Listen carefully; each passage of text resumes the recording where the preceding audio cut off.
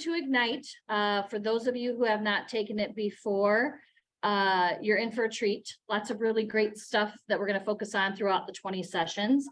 And for those of you who have taken Ignite before, this is going to feel a little different because they revamped Ignite last fall. So as your instructors go through Ignite, please bear with us and be kind, because some of this is going to be, the format is a little bit new to us, certainly not the content. Some of the content will be, but there may be, you may notice a little bit of that because we're all teaching the brand new Ignite for the first time. So first and foremost, please, please, please, if you have not signed in yet, raise your hand. We want to make sure that you sign in and you get credit for that potential drawing for the Bold ticket. For those of you who are not aware, if you attend, those who attend, when you attend, not if, when you attend every single session of Ignite in person, please make sure that you sign in, because at the end of it, for everyone who has attended all 20 sessions, we're going to draw a ticket to Bold.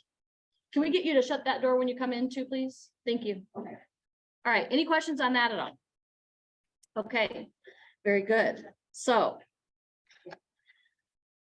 for those of you who don't know who I am, I'm Erin Duckworth. I am the team leader here, and it's my role in the Market Center to help agents grow their businesses and help the Market Center itself grow as well with great agent partners. Joining me today, doing the second half of the Ignite session today, is our productivity coach, Michelle. So the first session is going to be unique from the remaining 19, in that today's session is going to be 3 hours of learning content. So we're going to be up here speaking to you, kind of laying the groundwork for Ignite, what you guys can expect, and then you'll be dismissed around noon. Okay. Subsequent Ignite sessions, it will be 2 hours of instruction. And then the third hour, which you are expected to stay for, the instructor is going to remain in the room, is the actual activities that you're going to be assigned that session. So something that you'll want to keep in mind is that every single week of Ignite, we're going to be asking you to have 10 conversations. Okay, that's, if you did it just Monday through Friday, that's 2 a day, easy peasy. 10 conversations about real estate with people in your sphere or people who are not yet in your sphere. And then what you're going to do, number one, really takes care of number two. What you're going to do is those 10 that you have conversations with, you're going to put them into your database. Now, who in the room, zero judgment, we want to help you. So I need you to be transparent. Knows how or hasn't logged into Command yet, or know how to get to their Command database, their database in Command. Anyone? Andy, okay. Okay, perfect. So we will get you there as soon as your license gets in. Drew has done a fantastic job of making sure that everyone else is in. Who participated in Database Day last week? Awesome. Love it. Almost half of you in the room. I heard nothing but wonderful things about it. So thank you, Drew, again, for doing such a great job of helping the agents get up and running and more context into their database. So number one, every week takes care of number two, because you're just going to take those people that so these are new people, by the way. When we say 10 conversations, that doesn't mean 10 conversations with folks that you already have in your database. These are 10 new conversations with the intent of you adding them to your database. Okay. And then actually, number three can also apply to 1 and 2. You're going to send a handwritten note to someone. When was the last time you received a hand addressed note in the mail? Can anyone remember? A while? Has it been a while? I received one recently. When I'm pulling the mail out of the mailbox, I'm usually tossing the junk mail in the trash, my trash bin that sits in the garage as I'm walking in the house. And when I get inside, the bills go at the bottom. And anything that looks handwritten goes at the top, because I want to know who sent me a piece of mail, right? So I want you to think about that. You know, when you're thinking about, some people are like, 10 notes a week. Guys, quite literally, it's 2 a day. It'd take you less than 5 minutes. Here's what I'm going to recommend that you do. And I have one in my office. Maybe on break, I'll grab it and show you what it looks like. But go to Target, go to Walmart, go to Amazon, and get yourself a pack of note cards. Target has these fun ones, it's like all the colors of the rainbow. They come with envelopes in there. And I would recommend that you just bring that with you to each session, because the last hour of each session is going to give you time to make calls, add people to your database, do the handwritten notes. Because if you have to scramble to find it every single time you write a note, what do you think the chances of you are doing it consistently? Probably not very good. So I would recommend that you order some note cards. I think we might even have some KW ones that you can order somewhere, or just do what I did, run to Target and pick them up. Okay. Any questions on that so far? All right, so could you arguably take the 10 new conversations that you put into your database and write them hand notes? Hey, it was so great speaking with you on Monday. Thanks so much for taking my call. Hope you have a fantastic week. If you think of anyone or come across someone who you know might be thinking about buying, selling, or investing in real estate, I would love for you to, share my name. Put your business card in there, just to follow up to the conversation that you already had. Simple, right? Okay. The last thing that we want you to do on a weekly basis, or Ignite requires, is that you do the first 10, 10, 10. Then they want you to make a part of your weekly schedule previewing at least 5 homes. Is there anyone in the room? And again, we run the gamut here of new agents to experienced agents. Is there anyone in the room who doesn't know what a preview is and would like me to explain what that is? Okay, thank you. Thank you. All right, so a preview is when you go into showing time, and instead of book a showing, you're going to book it as a preview. And what a preview is meant to do is just that. Either you, the agent, are going to preview a home, maybe for a potential client, maybe just to get a feel for the neighborhood and the price point. But you schedule it as a preview. And it's really important when you guys are booking showings and previews that if it is not a showing and it is in fact a preview, that you put preview in there. Now, on occasion, you'll get some prickly listing agents who are like, well, we don't allow previews, or we don't want previews, or who are you previewing for? And whatever your answer is your answer. It could be, hey, you know what? I'm interested in learning more about the area. I have a client that's interested in the home, whatever that case may be. Okay. So we want you doing 5 previews a week, and that's pretty easy. When I've taken Ignite before and wanted to implement that and make that a part of my daily habits, I would just either the night before schedule a preview on my way into the office, or I would schedule a preview on my way home from the office to make it just super easy. I didn't have to go, far out of the way to go walk through a house. But the goal is we want you guys to really get to know the market, what's happening in the market. By doing that, it will allow you to start to get really good at paying attention to how quickly homes are selling. It also, I remember as a brand new agent, that was the only way I really got to know the market and whether or not homes are priced well is either by showing them or previewing them. So we want you to make that a part of your weekly schedule as well. And the last thing we want you to do is 1 social media post a week. Is everyone in here on some sort of social media platform? Yes. Okay. I don't care what platform it is. We don't care what platform it is. It could be Instagram, it could be TikTok, it could be Facebook, it could be Snapchat. What am I missing? I know I'm missing something. LinkedIn, some sort of social media post. I'm going to highly recommend that you consider doing a video as your social media post. Now, if you're a little camera shy, you're not quite feeling confident yet, no worries. You can do a static post, but I will tell you that videos, the open rate or the rate of people paying attention to those and looking at them on social media far exceed a static post. And y'all know we have a fun little video production room now here in the Market Center. So we've removed all of the drunk monkeys, so to speak, or the I have to do this or I have to do that sort of thing. You literally take your cell phone, all the equipment is in there that you need, you plop it in the ring light and you're off to the races. In fact, I've seen some pretty cool videos coming out of there recently. So questions on any of that? Yes, payment. Previewing, could you explain a little bit more? On preview? Yeah, preview. Okay. So when you've scheduled showings before, so when you schedule showing, instead of clicking showing, it gives you that drop down box. Oh. It'll say preview, second showing, things of that nature. So you're just gonna select a home payment, and it could be any home, that's active to go and preview. Okay. So 5 of those a week, 5 of those a week. Everybody clear on that? Good? Okay. Well, that was easy. Yes, DJ. So let's say we need let's say I need to do your listings, does it have to be from our own brokerage? No, could be anything in the MLS that's active. Yep, absolutely. You betcha. Good question. Great question. Okay, anything else? Thank you. You're very welcome. You're very welcome. All right, so there will be lots of conversations, activities, role play. Technology expectations. Make sure if you can to bring your laptops in or your tablets. Because we want to make sure that you guys are exercising using KW technology. Okay. So as far as let's talk about phone call etiquette and use of phones in class. Unless you're doing lead generation, we probably shouldn't be taking calls unless it's absolutely necessary during Ignite. Okay, just because that can be disruptive to the other participants. We certainly don't want you taking a call in the middle of class, right? So if you do get one of those urgent calls, you guys are conducting business. I understand that sometimes you have to pop out, and a lot of us in the room are parents, grandparents, whatever. Sometimes you just got to take the call, and that's okay. Just please be respectful of the rest of the people in the room and make sure that you excuse yourself and go take the call and get back into the classroom as quickly as possible. Okay. All right.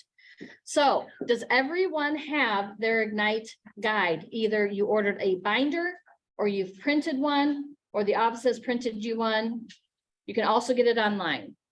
Online's great. I'm very tactile. I like to have the notes and the highlights and all the things, but I recognize not everyone's like that. My husband just does all that on the computer. I don't know how he can do it. I gotta have the piece of paper. So we don't care how you guys have it. You just gotta have it, because if you don't have it and you can't take notes and you can't follow along, it's gonna be, with 20 of these sessions, there's so much content that you're likely going to miss some good nuggets if you don't write it down or commit it to memory or type it into the laptop or the tablet. Okay. All right. So with that, it's kind of the ground rules. We'll be taking periodic breaks. Certainly if you need a break sooner than we take an official one, please, by all means go. But what I'd like to do, and we're going to start with you, Payman, if that's okay, just kind of go, we'll do a zigzag through the room. Maybe just introduce yourself. Tell us a little bit about you, how long you've been in real estate, and why taking Ignite was important to you. Yeah, this is Payman. I've been here for 2 years. And the reason I'm taking this class is to learn more, educate myself, be able to make more deals in the near future. Awesome. I love it. Well, thank you for being here, Payman. thank you. Appreciate it. Appreciate it. And I love the fact that Payman's been licensed for 2 years, but he recognizes the importance of Ignite training and what it can do for his business. Gosh, back in 2015, which was 8 years ago, I had been in the business, for 15-ish years. It was just one of those years. It was the year that my dad was really sick with cancer and we lost him. And I just like my mindset needed a major overhaul and adjustment. It was just a tough year. And someone in the market center, this was before I was in leadership, I was an agent.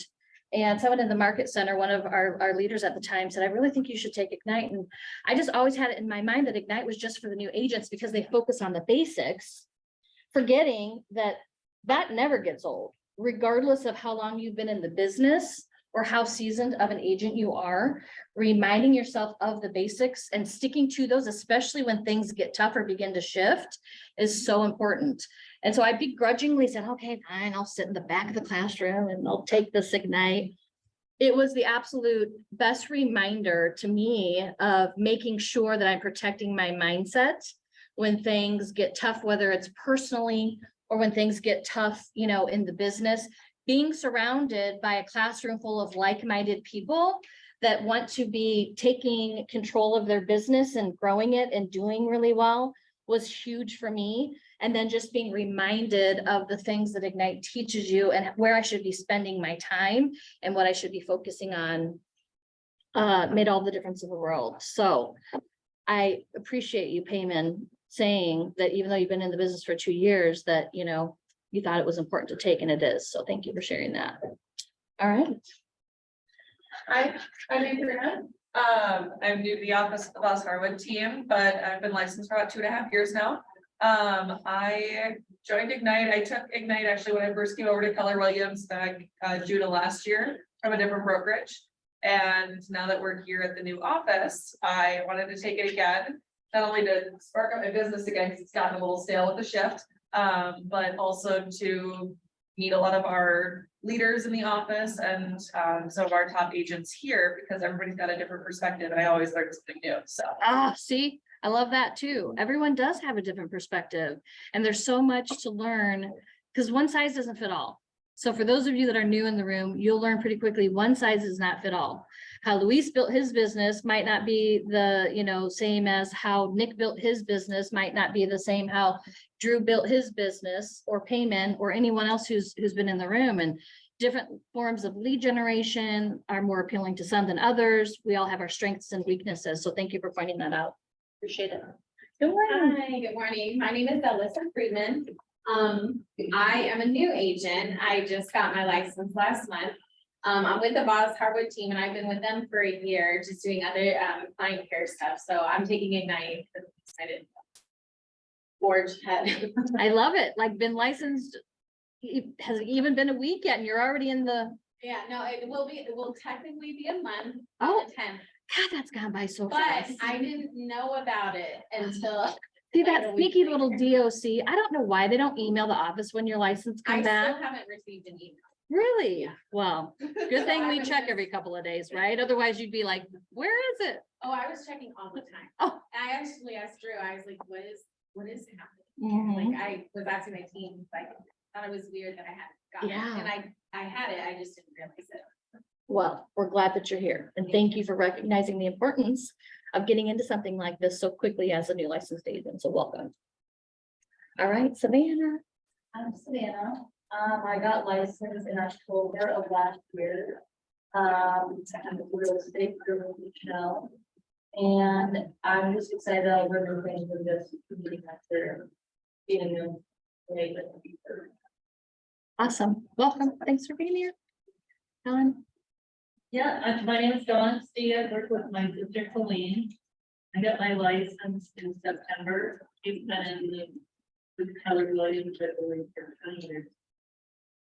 And so I have the best of both worlds. I get to see all the new coaching stuff from Michelle, and I just love these classes. Like, my goal is to get up and be here at 9 o'clock every time. Nice. I'm usually a late night person, so sleep. Well, this would be a good thing to get you in the habit of, right? Yeah, yeah. 30 days of this. I think they practiced say- For a good 2 weeks, I never quite got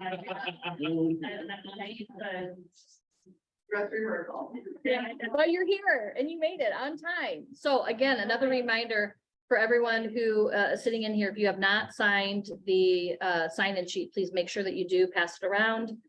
We want to make sure that if, when you attend all 20 sessions of Bold, you're entered into that, Ignite rather, that you're entered into that free ticket to Bold. So thank you, Don. Luis. Hey guys, my name is Luis Reyes and I have been an agent licensed with Keller Williams for 2 years now. This is my second Ignite. I've been, as a new person, I remember taking Ignite and just not knowing what to expect, but I can tell you, it really allows you to figure out your business, like, what are you? You're a business owner, so you have to run your business as such. So it's teaching us the behaviors that we should be doing every single day to become better and get business. And I was a family reunion, something Gary Keller was just saying, going back to the basics, and this is a reminder of like what we should be doing every single day. So that's why I'm taking Ignite, just because you gotta get better at doing the basics and doing the right things. Awesome. Thank you for sharing. I will make Louise uncomfortable for just a couple seconds, but I promise it'll be brief. He was our rookie of the year last year, and Miss Denise back in the corner was our rookie of the year for this, or the year before, and Denise was last year. So I want you to pay close attention. Even though they have both found nice success in their real estate careers very early, they still find themselves sitting here in the classroom, taking training and taking part in Ignite. So it is so critical, so critical. And when I say things like this, I'm really talking to myself because, I remember doing this as a new agent. When you get a couple of transactions under your belt and you get busy, human nature kicks in and you stay focused here. Does anyone know what I mean by that? You stay focused here. Who can tell me what I mean by that? Stop making all your phone calls and your other. Absolutely. So you're so focused here because and you need to take care of that business in front of you. That what you failed to recognize or see, or remember rather, is it's important to always stay out here. This is important. And now we have things in place like our free transaction coordination that really help with that minutia that bogs the typical real estate agent down. If you are not using their services, you are doing yourself a disservice, unless you're on a team, of course, that provides that for you. If you're a single agent, make sure that you look into that you start utilizing that, because it is an immense amount of leverage for your business. And it allows you, the whole intent of us bringing that into the market center was so that our agent partners could spend more time on what we refer to as the income producing activities, right? You guys want to be doing things that are generating leads and bringing in more business. It looks like Coach Michelle wants to add something to Well, that. I was just gonna say, show of hands, who has used Nikki as their transaction coordinator? Okay, So that kind of thing. Yep. You know, absolutely, Yeah. absolutely. Thank you for pointing that out. Change of business like that. And allow you to do so much more, so much more. So, again, in the beginning of the session, I talked about the fact that, you guys have all seen our, flyer that Drew created. It's hanging in the market center, it's around, but we are 9 to noon, Monday through Friday, the entire month of March. With the exception of the 2 days that it falls on team meeting days. Our team meetings start at 11:30. So those Ignite sessions will be wrapping up around 11:15. Okay, the good news is you could just take a little quick break and then come right back in for our team meeting at 11:30 and stick around for lunch. And that's a pretty darn good day. Okay. Already had your spots. Exactly. You've already got your seats warmed. You've already got the seats warmed. So each lesson that you guys will engage in the daily success system will establish core activities for your entire real estate career. Talking to people about real estate, building a database, practicing conversations, and getting to know the market. So that's what all of these activities are encouraging you to do. Okay. I feel like that guy that Gary uses. Oh, yeah. The one that was at family reunion. Yeah, he does like that. Have you guys seen anything from Family Reunion? And he does like all the art, you know, as Gary talks, he just writes the notes down and. It's so cool. We're supposed to get access to those Far at some from point. his, Yeah. ability, but yes. All right, so Ignite is going to move you through 4 key objectives, okay? So they refer to it as the ELLT, expert, lead gen, lead follow-up, and transaction. Go ahead, Michelle, gotta go. I'm just gonna go here now. So the Vanna is moving back and forth.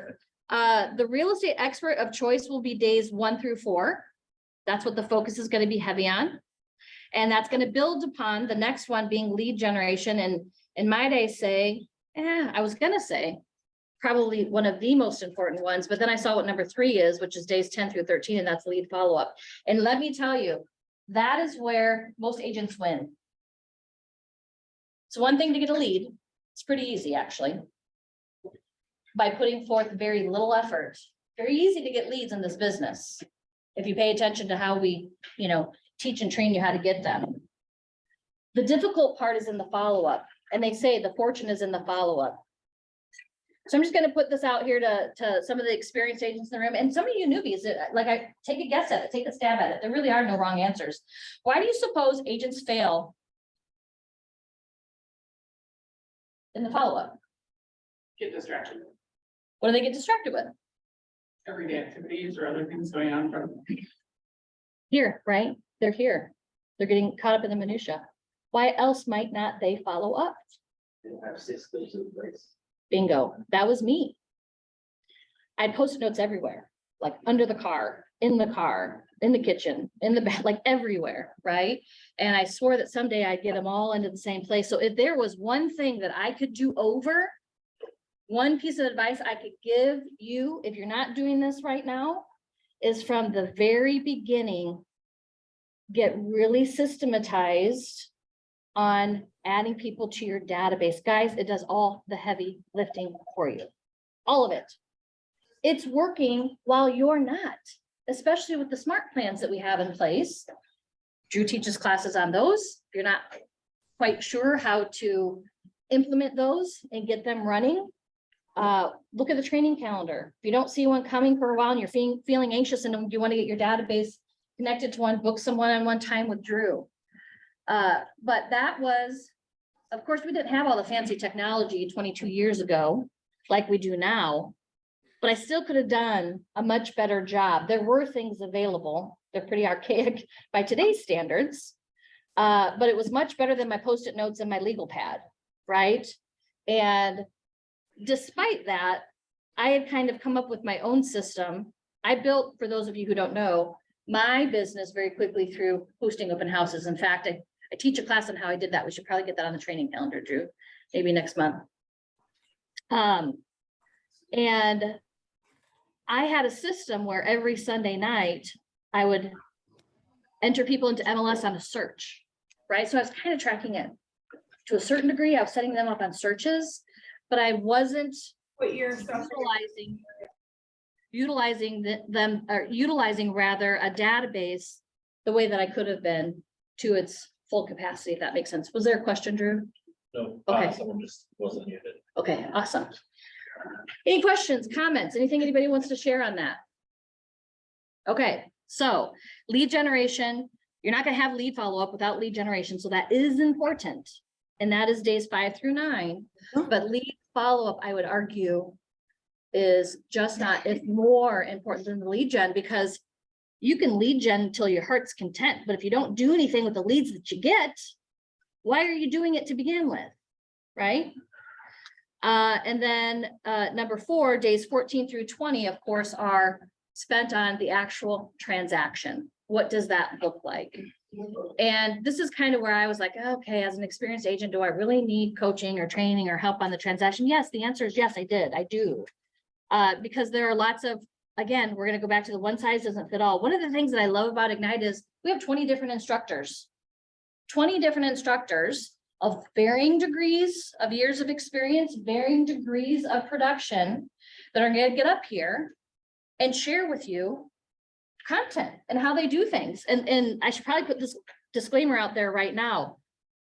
If someone is up here and shares with you a method in which they do something that conflicts with your team, your coach, or how you've learned something, please understand that that's not necessarily that they're doing things the wrong way. They're doing things in a way that makes sense for them.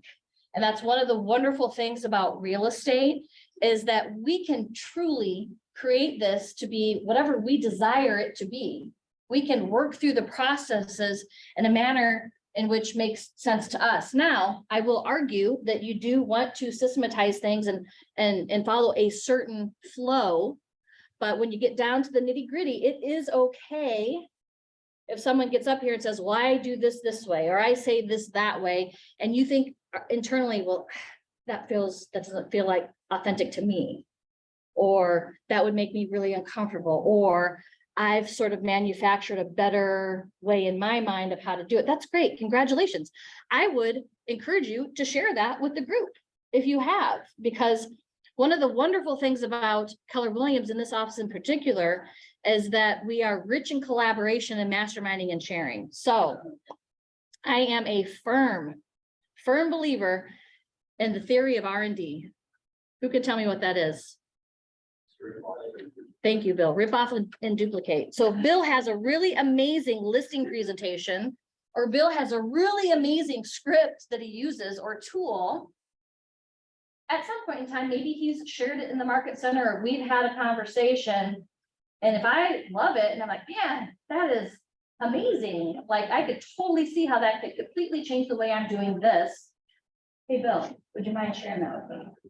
The answer is always going to be yes. That's how we work here. That's how we do things here. We're not working from a scarcity mindset, which is very similar to the brokerage where I started. And I'm not bad mouthing. I'm not going to name where I started my business.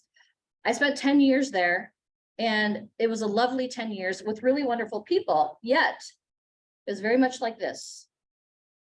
When it came to our individual businesses and how we ran them and how we got leads and how we cultivated those leads, right? It's like, hey, yeah, we'll go grab coffee and lunch and maybe do brunch on Saturday, but we're not sharing listing presentations with one another. It just, and it's not because they were bad people.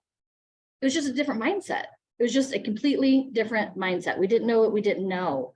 And when I was exposed to the power, like literal power of networking and collaborating with others and realizing that I could cut my time in half, sometimes cut my time more than in half on certain projects or things that I was doing, I was just like, whoa, like, you know, this is amazing. This is unbelievable. So that's how the days are going to lay out for you. And then by the end of Ignite, you'll be on the path to being real estate expert of choice for those that you speak to, and get in contact with by creating whatever your value proposition is for your business. So I'm going to challenge you to think about what you specifically, your business, if you're on a team, your team, what is your value proposition? Why is someone going to want to hire you over someone else? What is unique about you or the service that you provide that is going to make you stand out next to the competition? Why would, in other words, why would I want to hire you over Alex? Or why would I want to hire you over Savannah? What makes you unique and different? Think about that. You got a smile over here from Andrina. She must have something that she's thinking about. Anything you want to share? Oh, I always have a comeback. Okay. No matter what somebody's rejection is, I'm not wanting to work with me, especially like for newer agents. Well, you don't have enough experience, but I've got all the time. I have all the time to pour into you and be your agent. What if somebody else has more experience? They might have more clients on their hands. Can they give you as much individualized attention as I can right now? Do Absolutely. they have as much energy and passion that they're willing to pour into you right now in this moment? Or do they have that drive to constantly be learning and to find all the answers and to be that advocate for you in this moment? Or are they kind of comfortable and, you know, whatnot? Yes, great script. Use that one myself. Thank you for sharing it because it's a good one. That is most new agents' fear. Who's going to want to hire me? I don't have the experience. I don't have the clients. I don't have the whatever. Oh, sorry, Michelle. Kind of hit me over the head. Go ahead, coach. So I wrote over for customer service, and that's in your follow-up, right? How many of you have been in a customer service? Industry? So y'all know what customer service is, right? Or you've experienced customer service, whether you weren't providing it, you've been receiving it, right? So that's also in here. So you're seeing my customer service, that to me, in my opinion, is what's gonna separate you in this shift from other agents. Is your customer service. Yeah, agree. Done. I also say, I'm just fresh out of school, but I know it all really, really well. Yeah.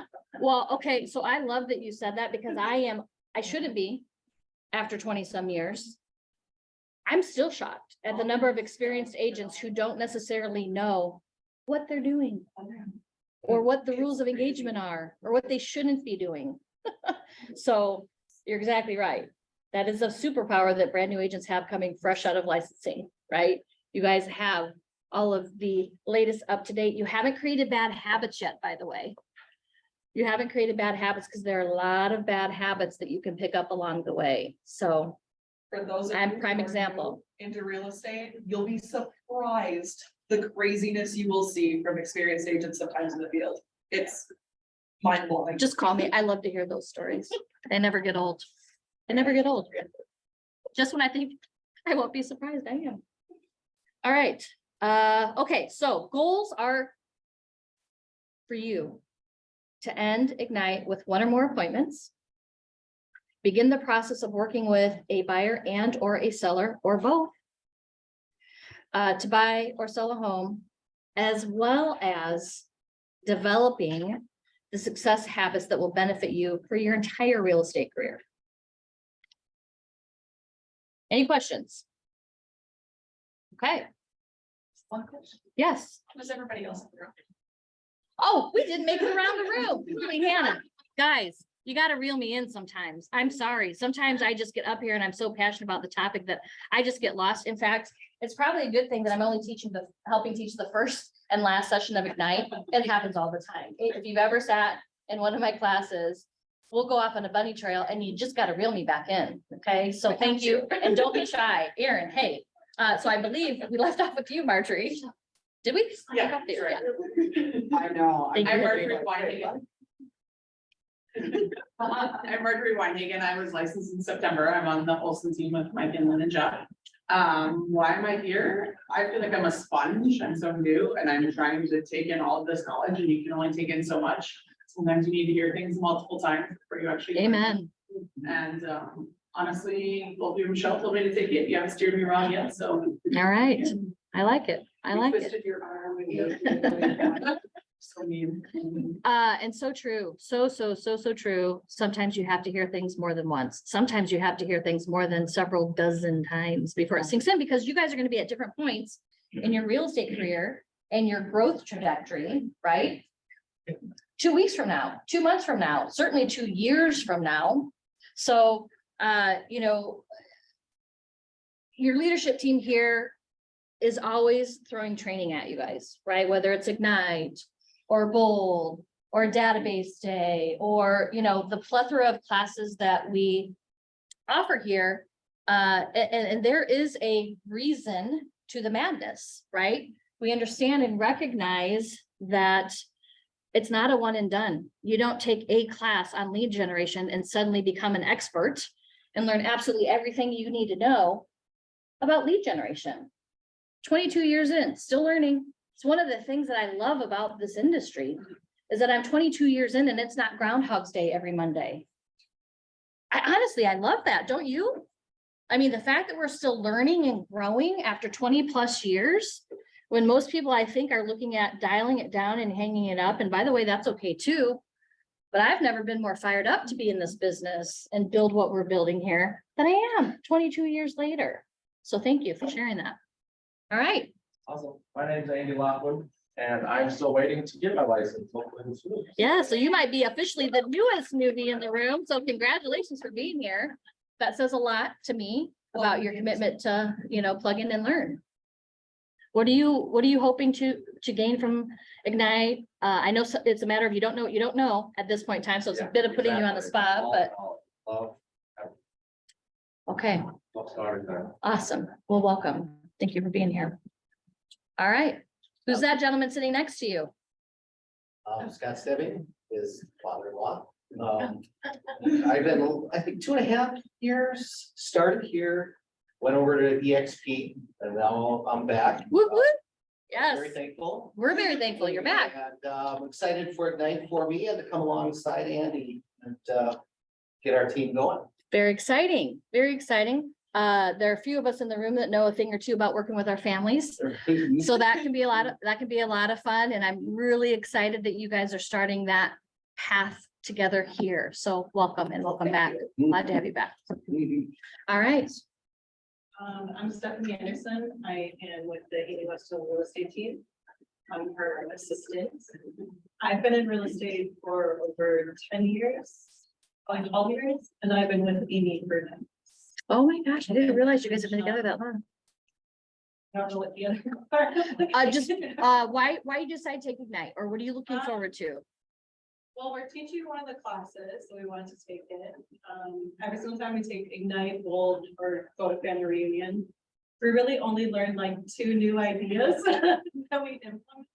So we keep taking the classes over and over again, just so we get 2 new ideas every single time. So Yeah, I think after you kind of like hear everything over and over again, but like, it kind of just becomes like so mundane, but then there's always just like one thing that you're like, oh, that's kind of a good idea. And then yeah. implement that. I love that. I love what you said about you take a couple of things. Yeah. Because I think when we go to things like, especially family reunion, Drew, right? Like our list, Michelle, Drew came back is like this long. Yeah.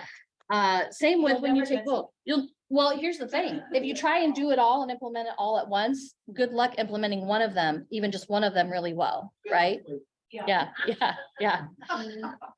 So I love that you guys picked one or two things, and we always recommend this. Pick one or two things that have you excited. Anybody ever heard of that book called The One Thing? Anyone ever heard that book? Sound familiar, right? It should. Gary Keller wrote it with Jay Papasan.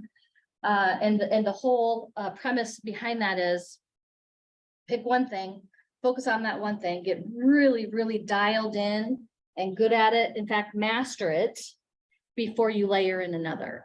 And so that is a great concept that you guys are working with, that you've been working from. Pick one or two things. Same goes for Ignite, guys. You're gonna be learning a lot. It's gonna feel overwhelming. In fact, it's gonna feel like you're drinking from a fire hose. And if it doesn't, something's wrong. We need to talk, because it should. It's a lot of information coming at you. It can feel very overwhelming, especially if you're new. It can be very anxiety inducing. That's normal. I'm here to tell you that is normal. And when you start to feel that way, reach out to me, reach out to Michelle, reach out to Drew, whatever the need is, or whatever is creating that anxiety. We're really great at talking people off the ledge. I do it every day, several times a day. And I have my people that I call that talk me off the ledge at least once a week. At least once a week. So exactly. So I think that is the best possible thing you can do when you're taking Ignite. Absorb it all, take good notes. By the time on graduation day, in fact, Coach Michelle and I are going to ask you, what's the one thing? Or what are the one or two things that you are going to focus on over the 30 days preceding Bold that you're going to take away from Ignite? So just know that I'm going to ask you that question on day 20, and I expect you all to be here. Okay. All right, Drew. I am Drew Peters. I am on the leadership team here, but I also have my license as a solo agent. So I am taking Ignite, as we're talking about getting back to basics, making sure that I am back to my basics as well as I am assisting all of you.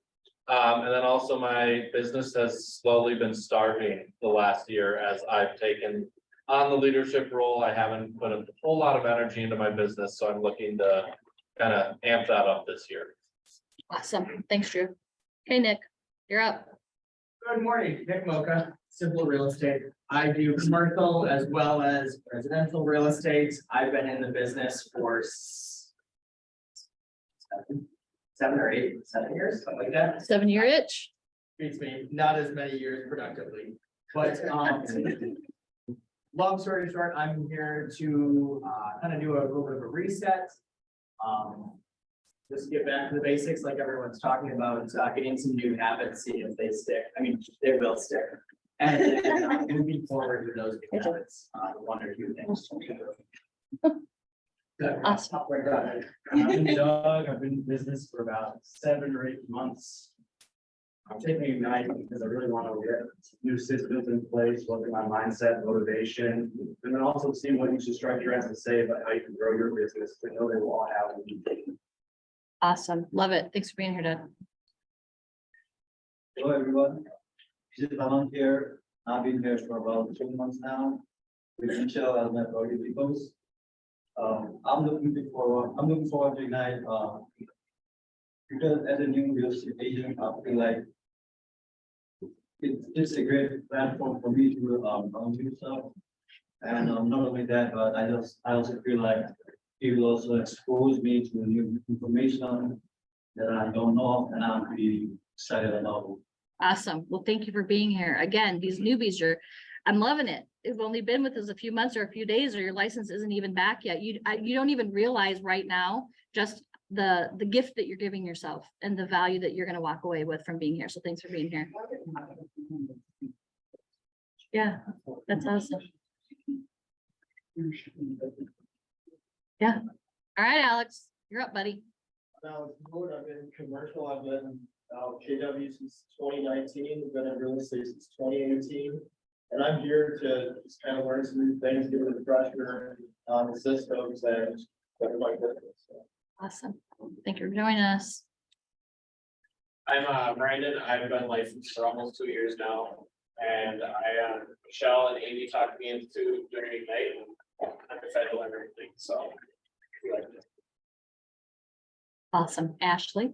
Ashley, I've been licensed since May of last year.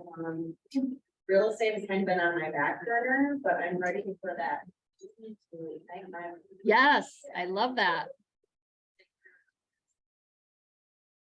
First step is being here today. So thank you for being here today. And we're here to support you in that in whatever capacity we can. So thanks for being here. All right, Denise. I've been with you for what years?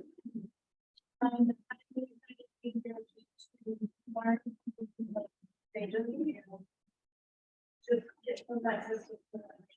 Awesome. Love it. Love it. Recognizing that although things are going really well, they could be better. Yep. Awesome. Right, Jana? Yeah, I've been licensed just under a year as well, with me to start, similar pieces to all of you, try to find that lane and back order. Get some goals, some structure to really get systems in place to really get things kind of take off. So, I'm here. I love that. I love hearing that. I think what folks will find that aren't systematized yet, first thing that's going to pop in your head when that gets in place is, why the heck didn't I do this sooner? Oh my goodness, things just got so much easier, right? All right, Bill. Last but not least. Yeah, I've been licensed for Keller Williams for 7 or 8 years now. Why am I here? Because of what everybody's been talking about. There's a very best to gather so much information, but having like this mental mastermind thing, you're gonna pick different nuggets from each person and it's actually, it's just saving. The next step, so one or two things, small folks, and one of them goes a long way. We can capture more stuff. Awesome. Thanks for being here. We're looking forward to your session. Do you remember what your topic is? Negotiating. Okay, Oh, yeah. there you go. That's gonna be a good one, and Bill's one of the best at it. So make sure that you're here for that session. Thank you, Bill. All right. Okay. Are we good? Have I forgotten anyone? Any questions so far? Thank you for the reminder. All right, we made it. Okay, so essentially, nutshell, Ignite instills in all of us a new way of thinking. That is going to be our challenge to you, a new way of thinking. It's all about having a success mindset with no doubts, right? It's kind of funny saying that out loud. There's always going to be some form of doubt, but there's going to be a lot fewer of those moments in your real estate career when you arm yourself with the training and the tools that you need. So we are going to talk about the 6 personal perspectives and spend some time drilling down on those and how they relate to real estate. We're going to talk about Keller Williams culture and how that relates to your business and the value of working with Keller Williams in your market center, the resources that we provide that will help set you up for success in your real estate career and beyond. So with that, I want to share this quote with you. Anyone can do it, but not everyone will. Will you? Does that remind anyone who's been with Keller Williams of another saying that Gary says a lot? I'll read it again. Anyone can do it. Not everyone will. Will you? Anybody know what I'm talking about? About listed, it's simple, but Thank you, Luis, you're reading my mind. It's simple, not easy. Means the same thing. I'm going to break it down just very briefly. What we do, guys, isn't rocket science. As much as I would love to say we're all PhDs or whatever all the fancy titles are, MBAs walking around here, we're not. We do have some of those, by the way, and they're brilliant.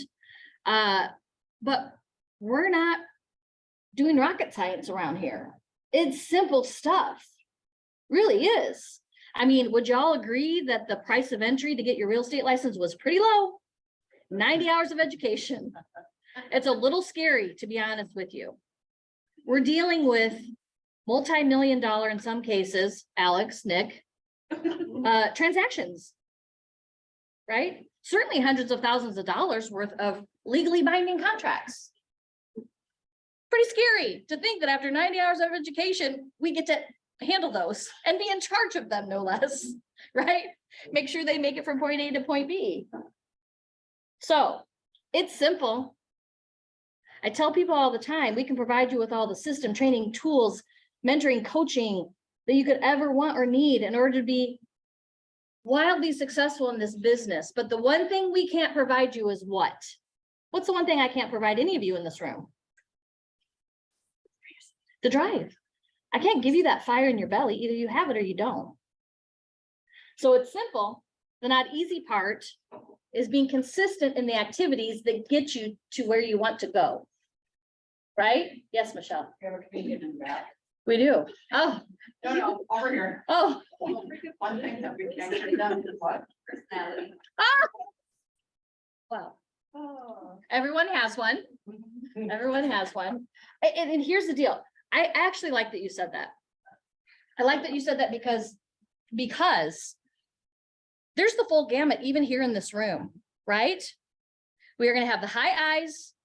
Who are the high eyes in the room? Do you know what I mean by high eye? You're a people person, you love a good party, you work the room. Everybody knows you're there when you're in it, typically, right? Typically, okay? We have the high Ds. I also happen to be, I'm like a 99 ID. It's crazy. God bless my husband. Who knows what the D stands for? He'll say diva. He'll tell you diva. You're very driven. You're very direct. You're no nonsense. You want to get down to brass tacks. Let's get this done. How do we make it work? Right? So we have the D, the I. What am I leaving out? What else? D, I, S. Who can tell me what the S stands for? Sexy? Does someone say sexy? Okay, well, in some cases, maybe, perhaps. Oh, I'm really low on that. I know, no wonder. Mine's about that big on the chart. Okay, so S is Stability. system, stable, stability. Those are words that you could use to describe when you have a high S or you have a very low S. You're very system oriented. You understand the importance and the benefit of having systems in place. And boy, if you don't have those systems in place, you feel paralyzed, right? So some of you are nodding your head because you're probably recognizing that in yourself. And then we have the last letter, which is C. So the word we're spelling is DISC. The reason why we're spelling the word DISC is there is an actual DISC assessment that you can take free online at TonyRobbins.com. That's Tony Robbins, ROBBINS.com. You should all take it, okay? It will show you where your personality type lands naturally. So in your natural environment, like who you are to your core, when you're around the people you're most comfortable with, right? Family, friends, things of that nature. You're typically showing up a slightly different version of yourself when you're in the office every day, right? And then it also shows you where you land on that scale in a professional setting, in a professional environment. And guys, let me tell you, that is such a powerful tool. The reason why I gave you the website is because each and every one of you should take it. By the way, we also have something here called the KPA, which goes even deeper. If you haven't taken that, you should send Ann an email and let either Michelle or I validate that KPA for you. Here's what that does. This was something I did relatively early on in my career, and it changed the entire way I held open houses, and my business shot through the roof. Imagine me at an open house with my high I and my high D. Hi, my name is Erin. Thank you so much. Like, literally, it wasn't that bad, but it was obnoxious, like borderline obnoxious. Like, I'm that high. So you walk in the front door and naturally I view you as my best friend, so should I be yours? Is she the high I? Yes, maybe. But if she is a high S or a C, I'm just scared the living daylight out of her. And she's like, stay away from me. Definitely a high eye, but I also. That was a Neither lot, do you, right? It so was a lot, right? So what I mean by this is get to know who you are at your core and how you operate. Because once you understand yourself and how you operate, what that's going to allow you to do is meet other people where they are, right? So she walks through, so I adjusted my whole open house, the way that I do it, and the way that I introduce myself to people when they walk in the door. And quite literally, with 2, at the most 3 questions, I know where they're at on the DISC profile. And I adapt my behavior. I'm still me, right? I'm still genuine. I'm just a watered down version of me, depending on what I think they are on the DISC profile, right? And once I started doing that and meeting people where they were, so doing that, you guys have probably heard the term mirror and match before. When you start to mirror and match people who you're trying to create some sort of connection with, the chances of you doing that become exponential versus trying to strong arm them into being your BFF and they walk through the door, which is what I did. It was ugly, people, when I first started doing open house. I did all the wrong things, by the way. So help remind me how I got off on that tangent, right? But Jana, thank you. So I had just had to look back there in the back of the room. So you don't have to be a high I in order to be highly successful in this business.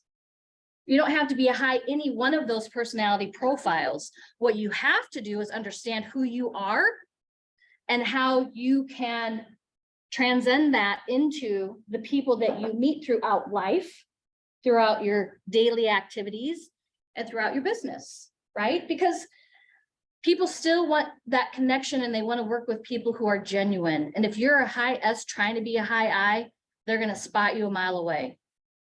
If you're a high I trying to be, you know what I mean? So you just have to learn and get different versions of yourself. So thank you for sharing that with me, and know that it's okay if you're not, you know, and one size doesn't fit all. You're going to hear us say that several times throughout this training. So simple, not easy. Anything else you guys want to add to that? Questions? Yeah. The other thing that you can take if you're looking for assessments is the Clifton assessment. It's a personality assessment based off of 34 different personality types. And that can give a really good insight also into your emotional intelligence and the different personalities that way, which goes a long ways with, you know, the discs. Are you writing that down, Michelle? What is it called? What's it called? Afton? Afton? Afton, with an A, Afton, did you say? No, it's the Clifton. Oh, Clifton, sorry. Yeah. Also Strength Finders. That's Yeah. another good one. Strength Finders. If you, I don't remember what I am on the chart, but it nails me kind of like eerily accurately. Strength Finders. Has Yeah. anybody taken a Myers-Briggs too? The KPA is very similar to that, I hear. I've never taken one. My IQ isn't that high, I don't think. I don't know. See? It has nothing to do with the IQ. I just said my IQ isn't that high. What does that tell you? Well, there's a very big difference between IQ and EQ. Okay. But you're right. With that, we are on the hour. Let's take a 6-minute break and be here at 5 after. Coffee time. Coffee. I don't think I need any more. I'd probably scare you guys. Pour myself another cup.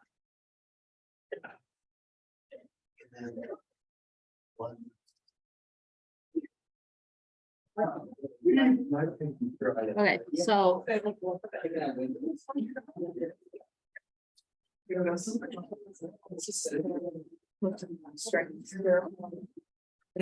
me of strength. Yes, it is. Yes, it's the same thing. Yeah, so it goes through multiple and it labels it as like we and it literally breaks it off.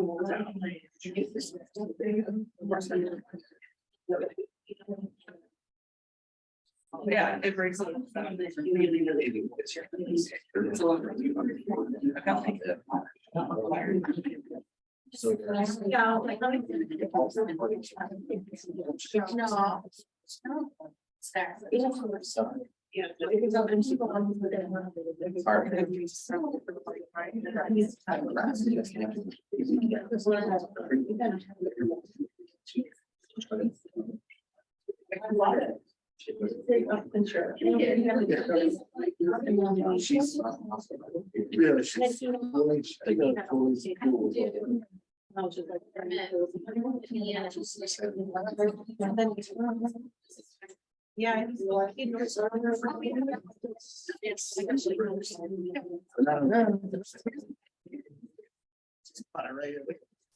Yeah. Have an ID. Oh,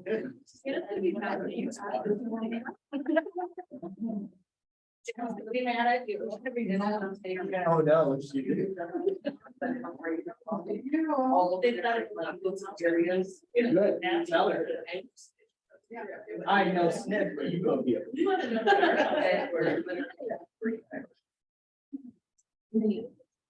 Oh, man. 6 minutes, whatever that means. Oh, no, mama.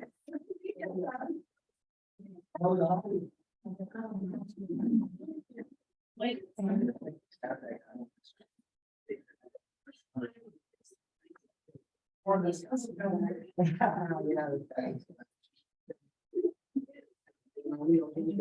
Yeah, yeah. You get good sleep? I did, yeah.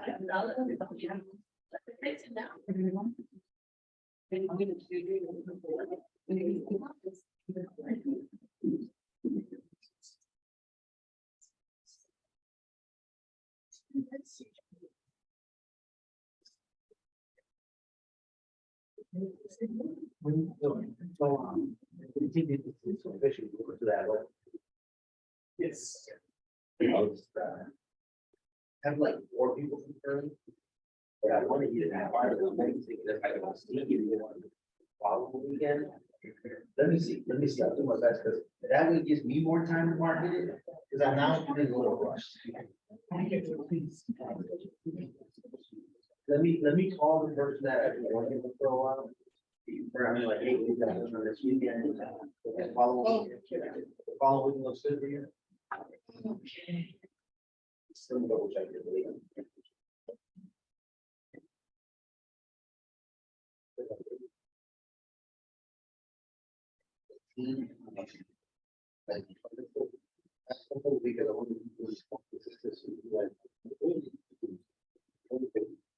What great timing for Andy and I to come on board with all this starting right now.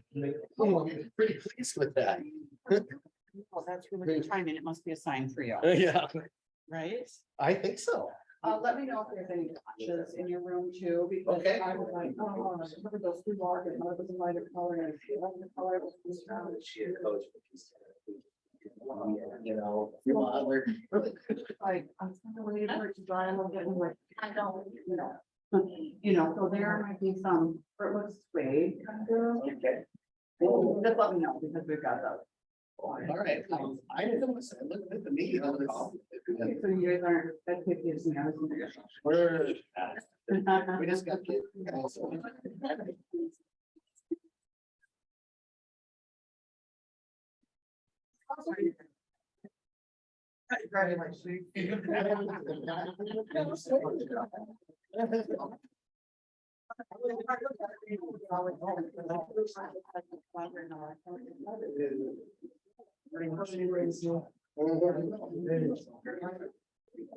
How's it going?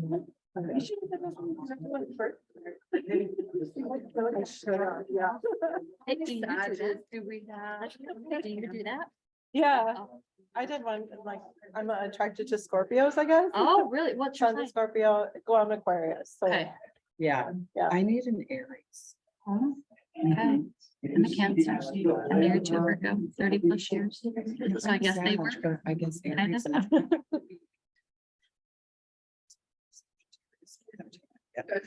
Or at least have patience with me. Yeah. Patience with you? I feel like you're one of the most patient people I know. Well, they have to have patience with me because. It's one of the things that like draws me to her is her chillness. Yeah. I'm that. Did you look at the puppies? I did. And So you just want to do, like, you're very spontaneous. yes, Super spontaneous, like. Me and my friend are both high eyes, and like, we're both Steve too, and like, we'll have an Interesting. That's a itinerary. memo. No. We have like a whole itinerary of everything that we do. So I have very little see, but I love seeds for that reason. Yeah. Especially when I travel or go do something. Yeah, we plan everything. Like right now, I need to plan a vacation and like for her husband, like we should have taken it years ago, but I don't want to plan it. They were. Someone to plan it for me. So actually I did a post yesterday on Yeah. Facebook and a travel agent in Woodbury is like, hey, I'd love to help you. I'm like,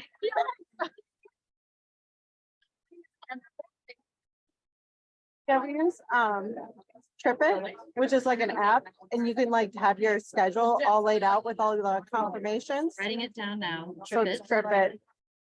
Yeah. And so we have like all of our confirmations on there and then you could share it to everyone on the list. That's amazing. So then, yeah, Thank you. it's so easy. Thank you. We do a lot of like day drinking on vacation. That's the best. So like, I'm not I just planning that's- anything. She said we do a lot of day drinking on there. On our vacations, we do day I drinking. did some yesterday that was not planned. So then you at can just, all. you know, then all of a sudden it just becomes like the itinerary becomes the adult and you're just like, says we have to go here. Oh, yeah, I don't ever have a plan because then I'm never disappointed. Yeah. Because I just. And I go, so I'm like, no, I need to correct myself, so there's no plans anymore. All right, Life will take care of me. let's get moving. Is it warm in here or is it just me? It's my coffee. Okay.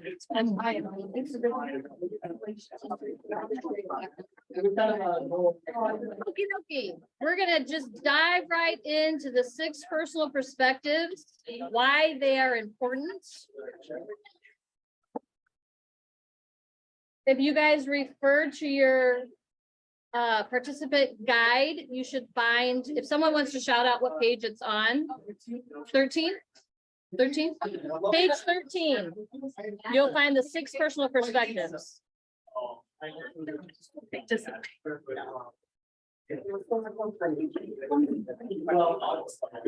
Okay, so if everyone's on page, oh, great idea, whoever brought that in. That was, Bravo. that was Nick. Okay, way to go, Nick. It's a great idea bringing the coffee in. You guys need a refill, come on. Come on down if you need a refill. All right. That should be sitting back here. No, that's- We'll bring it back. God bless you. I don't know why. I'm a really good speller. I'm a really good speller, but when I get in front of people and have to write on the board, that is my stage fright. It's not here looking at all of you and talking to you. This doesn't give me stage fright. What gives me stage fright is having to spell, even though I'm a really good speller, and while a room of people are watching me. So I feel your pain, Michelle. Yeah. Okay. I'm gonna let her work on that. All right, so. Would y'all like to know that the key to success is abundance?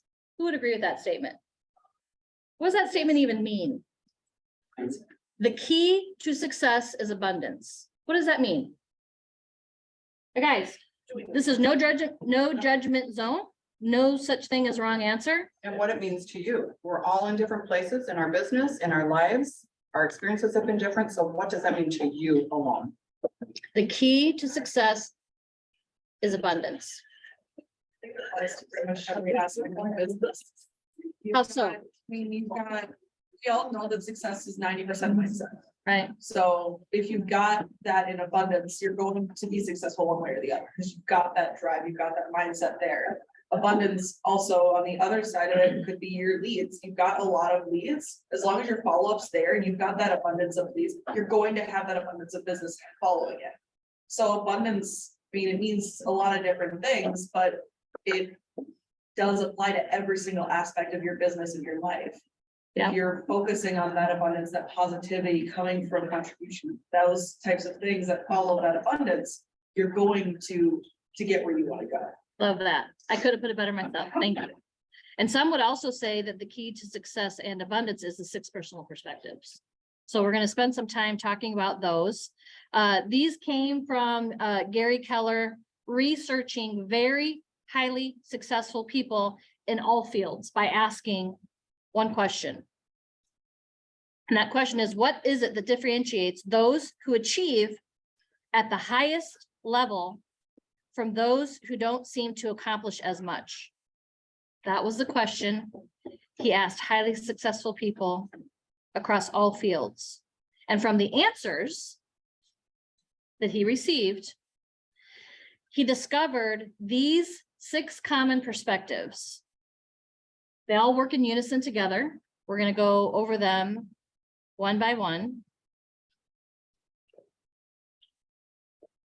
Because not one of these 6 personal perspectives stands alone or can stand alone if you understand them properly. So embracing and committing to these 6 personal perspectives will help you achieve success, not just in business, but in your personal life. So we're gonna go ahead and explore each one, starting with commitment to self-mastery. So starts with you. The first perspective that all high achievers share when studied is commitment to self-mastery. We're on page 1.4 or 1. Are we on page 1.4? 1.3.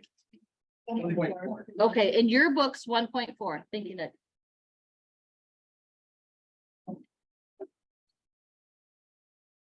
Notice it's not commit to mastery, it's commit to self-mastery. What's the difference? Anyone want to take a stab at that? What's the difference between committing to mastery and committing to self-mastery?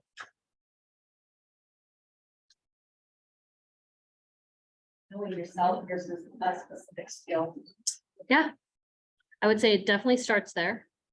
Definitely starts there. Believing in yourself. Believing in yourself. Again, knowing who you are at your core, right? Understanding that. Self-mastery is the possession of great knowledge, skills and habits that make you the master, you, not anything else, not a tool, but you, the master. So when you commit to achieving self-mastery, you know your goals. What are your goals? What do they look like? Are you talking about them? It's not enough to write them down, by the way.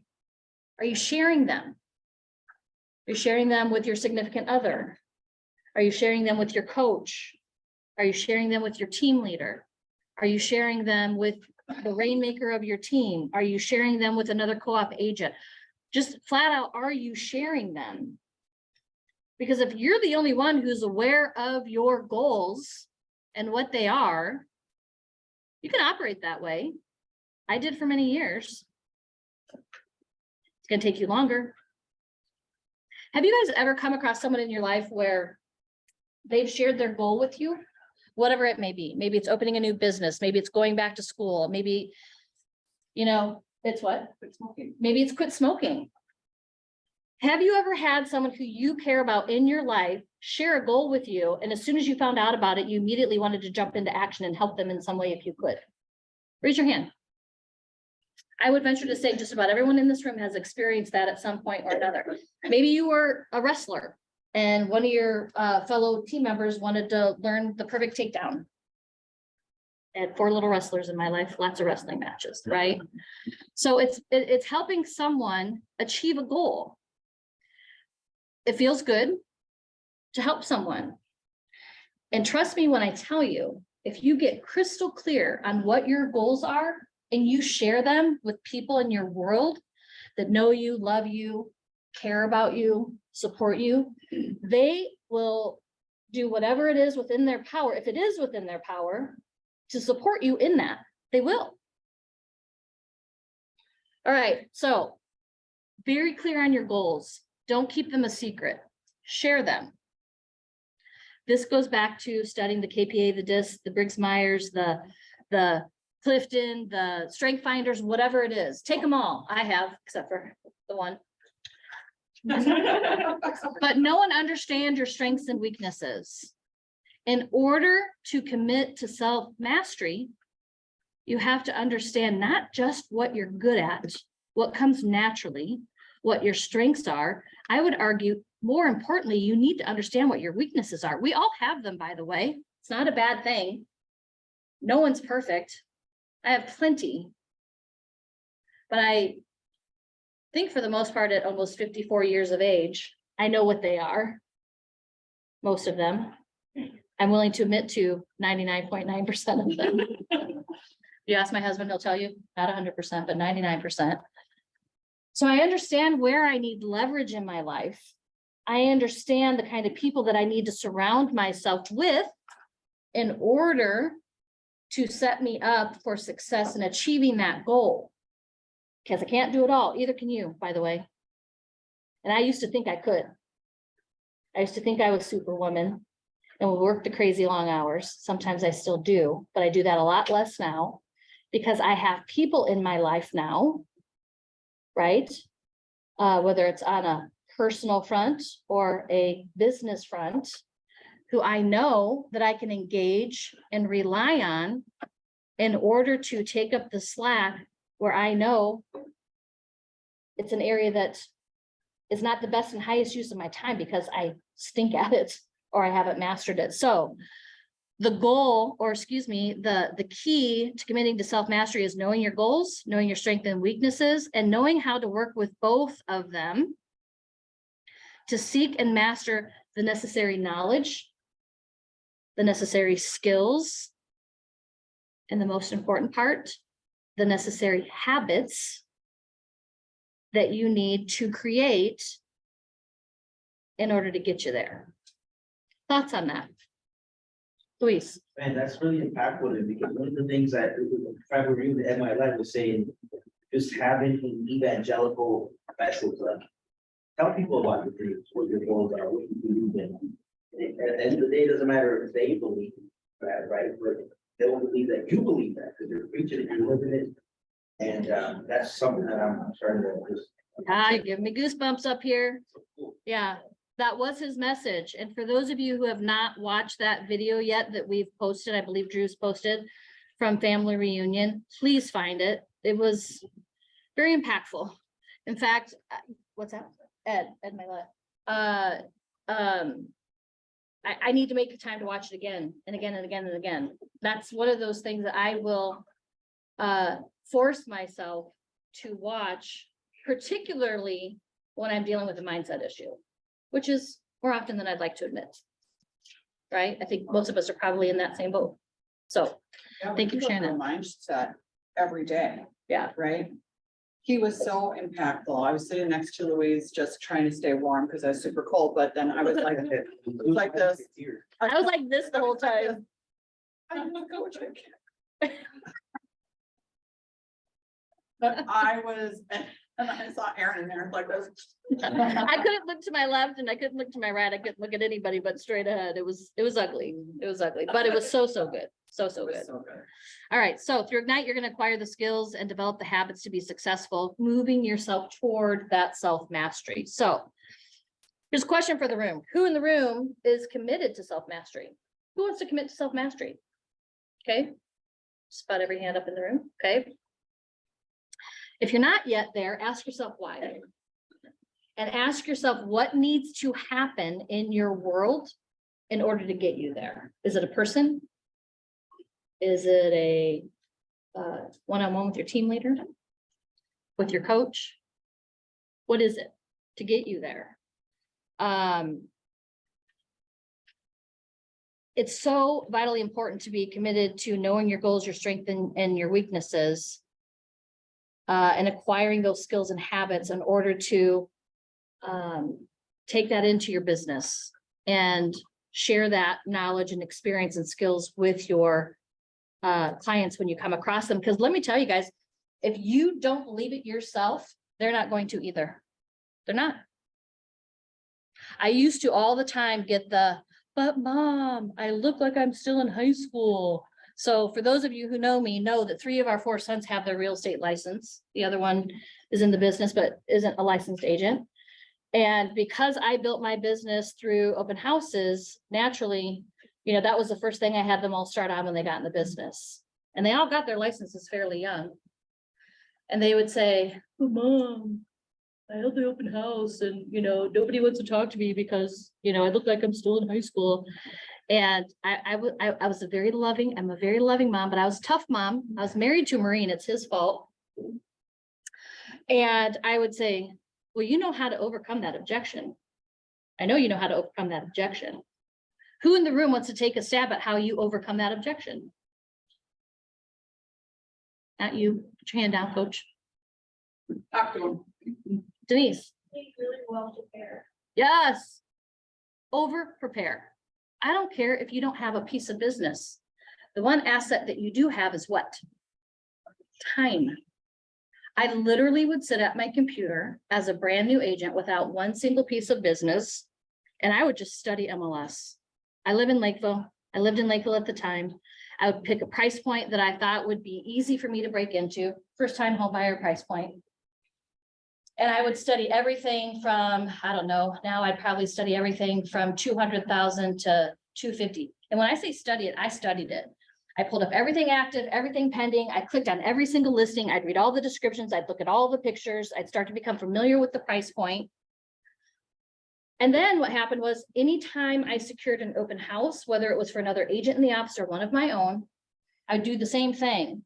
And when I got really good at it, it took me maybe 15, 20 minutes, 30 minutes tops. I would take 30 minutes before any time I did an open house.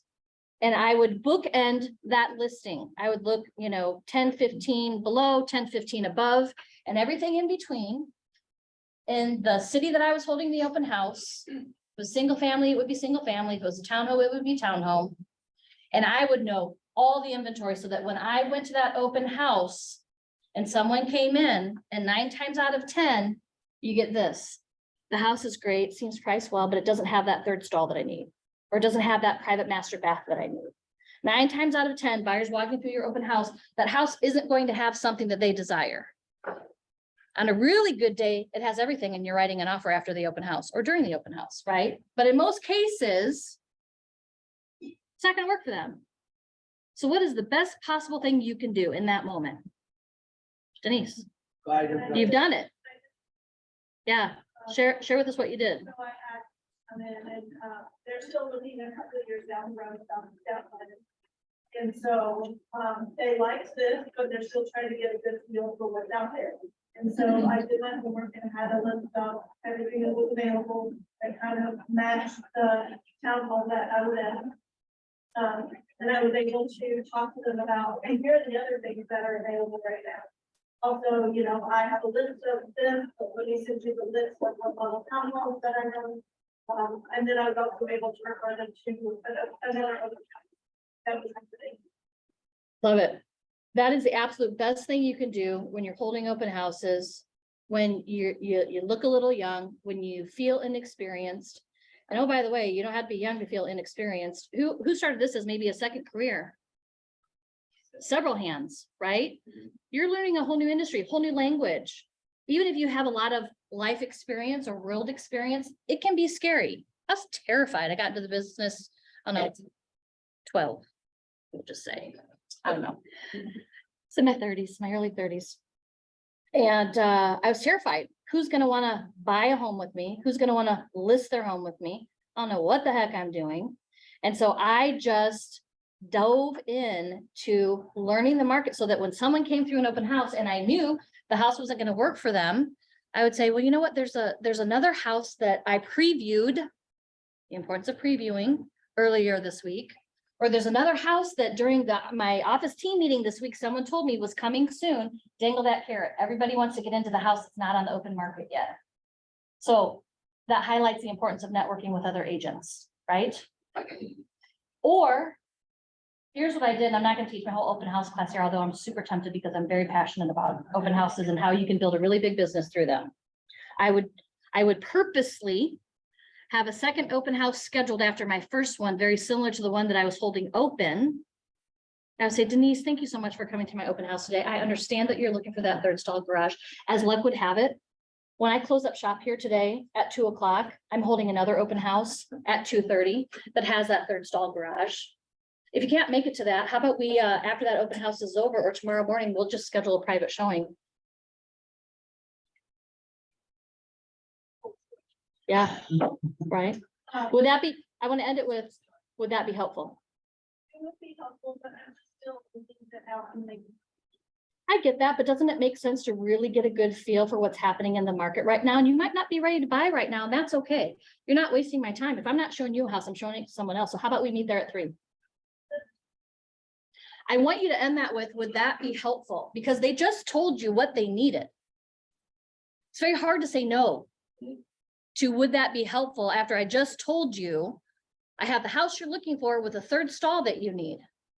So what do you think my chances of being able to meet them at either A, the open house, or schedule a private showing for them after I close up my open house were? Guys, exponential. Know the market. Okay. All right. Am I getting preachy? I get fired up and excited. I get a little preachy sounding. Sorry. Yeah.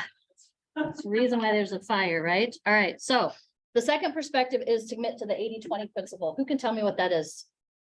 Who wants to take a stab at it? No cheating. Looking in your books. More on the screen. Already looked. Okay, Don, lay it on us. 80% of the worth, or 80% of your profit or result comes from your work. From your effort. So the idea of the 20% of your actions lead to 80% of your results. Yeah, you're doing 100% of the work. 80% of that is what contributing to the biggest. This may be one of the most powerful principles you can apply to your life in general, not just business, in life. It's about getting the most from your time and your effort. You're going to hear us talk a lot about leverage. You cannot do it all yourself, or rather you can, but you are going to hit a brick wall several times throughout the year. Take it from me. I used to do this. Sometimes I still do. You'll be I said- 12:30 at night. Yeah. Crying, because you're so tired, and then you have so much to do, and then up at 4:30 because, oh my God, did I cross that T, did I dot that I? You will get no sleep. Yeah, it really is about maximizing your results and about having that focus. Remember when I said, sometimes it's hard to teach an old dog new tricks. I formed a lot of bad habits at my previous brokerage. And again, it wasn't their fault, it was mine. I just didn't have the resources to tap into. I didn't know what I didn't know. Right? Didn't know what I didn't know. That's why you're all here, by the way. So it's about maximizing your results. It's about having focus. You will sometimes hear the 20% activities described to, as we say a lot of times around here, big rocks. We typically say the one thing. I feel like big rocks is kind of old, but like, what are your big rocks? What are the things you should be focusing on? What's the one thing that you should be focusing on? Or what I like to refer to them as your income or your dollar producing activities. That's where you should be focusing your time, by the way, on the income producing activities. What would you guys guess is the most dollar productive activity of a real estate agent? Lead generation? Anything else?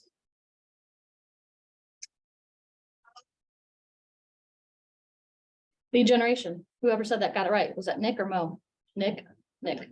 Good job, Nick. When you commit to this, you will make more money, have more time with your family, and be more organized than you could ever possibly imagine. All right, get clear on that. Okay, the third perspective that top performers recognize and understand is how you move from being E, which is entrepreneurial, an entrepreneurial approach, to P, purposeful. All of us can attain a certain level of success utilizing our natural abilities. We've talked about that. And that's where I got my own way in the early years of my career, is that high I and that D served me well. I had just enough of the gift of gab to be able to get in front of people, and I was driven enough to be pretty consistent, but that only got me so far. You are going to hit a point to where things become stagnant. So all of us can attain a certain level of success by utilizing those natural abilities. And we can also expect to hit that proverbial brick wall if we don't change things up. So for example, let's say as a kid, you got really good at doing cartwheels. I don't think I could do one to save my life right now, but I used to be able to. Cartwheels, flips, whatever. Did you have that natural ability? Did having that natural ability rather allow you to perform in a circus? Would you say? Could you have done that? No, maybe, no. Most likely the answer is no, right? You would need to practice and work with a coach for quite some time, right, Michelle? Before you could go perform in a circus. So likewise, we all will hit that ceiling of achievement by relying on our natural abilities alone. And the only way to break through that, ceiling of achievement is to get really clear and purposeful. Who can tell me what it means to get more purposeful? What does that mean? For me, it's like getting out of my comfort zone when I feel like I can't do something, to do it, like pushing myself to just do it. And then ultimately knowing that by doing those things, it's gonna take me to where I need to be, where I wanna be. Absolutely, 100%. And how do you suppose, when you have to push yourself that way, Louise, how do you suppose, or what do you suppose rather, that you need to rely on other than your just natural talents? So just like what my mission is, like what my business, what I stand for. So when I realize like this is bigger than me, this is what I need to do to accomplish the goals that I have set out, then that keeps me going. So I'm not there yet, so I just want to be pushing. And would you say models and systems make that easier or harder for you to do? Oh, that makes it totally. 100%, right? Right? Would you guys agree? Systems and models make that much easier for you to do? And believe on yourself. Absolutely. Can't, you just can't. Constantly telling myself, if you believe it, you will achieve it. You believe it, you will achieve it. I love that. What a great concept to teach our kids too. I bet you do that.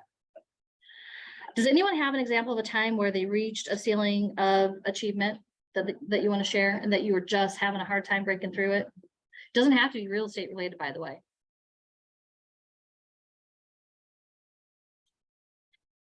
Anybody? What was your question? Have you ever hit a ceiling of achievement and you just couldn't quite break through it? It could be sports related, it could be personal, it could be business. Does anybody have the story that comes to mind? Don? Weight loss. Weight loss, oh my goodness, yes, that's a tough one. You know, on a plateau, it's really.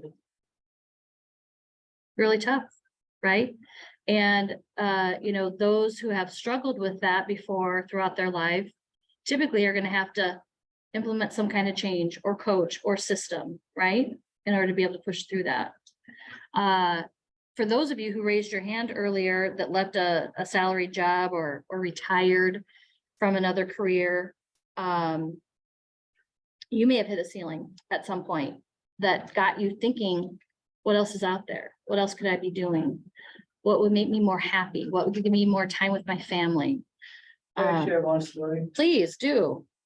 You know, as a partner, moving to another country, you don't have friends, family, so you have a few friends or known people. I recently start calling again, talk to them. I talked to one of them last night, that was frustrating, because I called him and talked to him. He's my fishing friend, we do a lot of things together. And then I said, have you tell anybody that you know that I am in real estate? And this is my life, I mean, this is how I make my money. Mhm. He said, no. I said, why? He said, because you are new. I don't know the real estate stuff. Why should I recommend? I said, okay, and if this business related to the friend, family, networking. So if you not help, who else could help? Mhm. So I've been waiting for 3 years to make sure your success. Because after 3 years, I success, I don't need you. And you left me the time that I most need you, waiting for the time when I success, when I success, I'm success. Well, you know, I think it's good that you discovered that that might be the mindset of some people in your sphere, right? And I think a good way to battle that is to say something like, well, who better to help you than someone you know, like, and trust? And I certainly hope that's me, right? I really told him, I said, Yeah. you know me, you know my how, I'm a go-getter. Yeah, And I mean, anytime you have to start your own business, especially this business, you need to get help from your friends, family. And then he said, when I started my career was a contractor, nobody helped me. Then you know that the tough one, you should help me. I think you stay on them, Damon. Yeah, I just want to share, it was one of the things that last night is. Yeah, I think if anything, that should have lit a fire. Perhaps it has lit a fire within you to make sure that you're getting that message out to everyone in your sphere of influence and to start to think about ways that you can get in front of them or provide information that tells the story of your success. Right? That's So exactly what I'm doing. I just want to share. yes, thank you for sharing. I'm sure that there's a few of us who have faced that at some point Oh, yeah. in our career. Well, one thing, I'm so glad that you asked why. So you have the feedback. Some people won't ask why, and then you're sitting there, what do I do? So you ask why.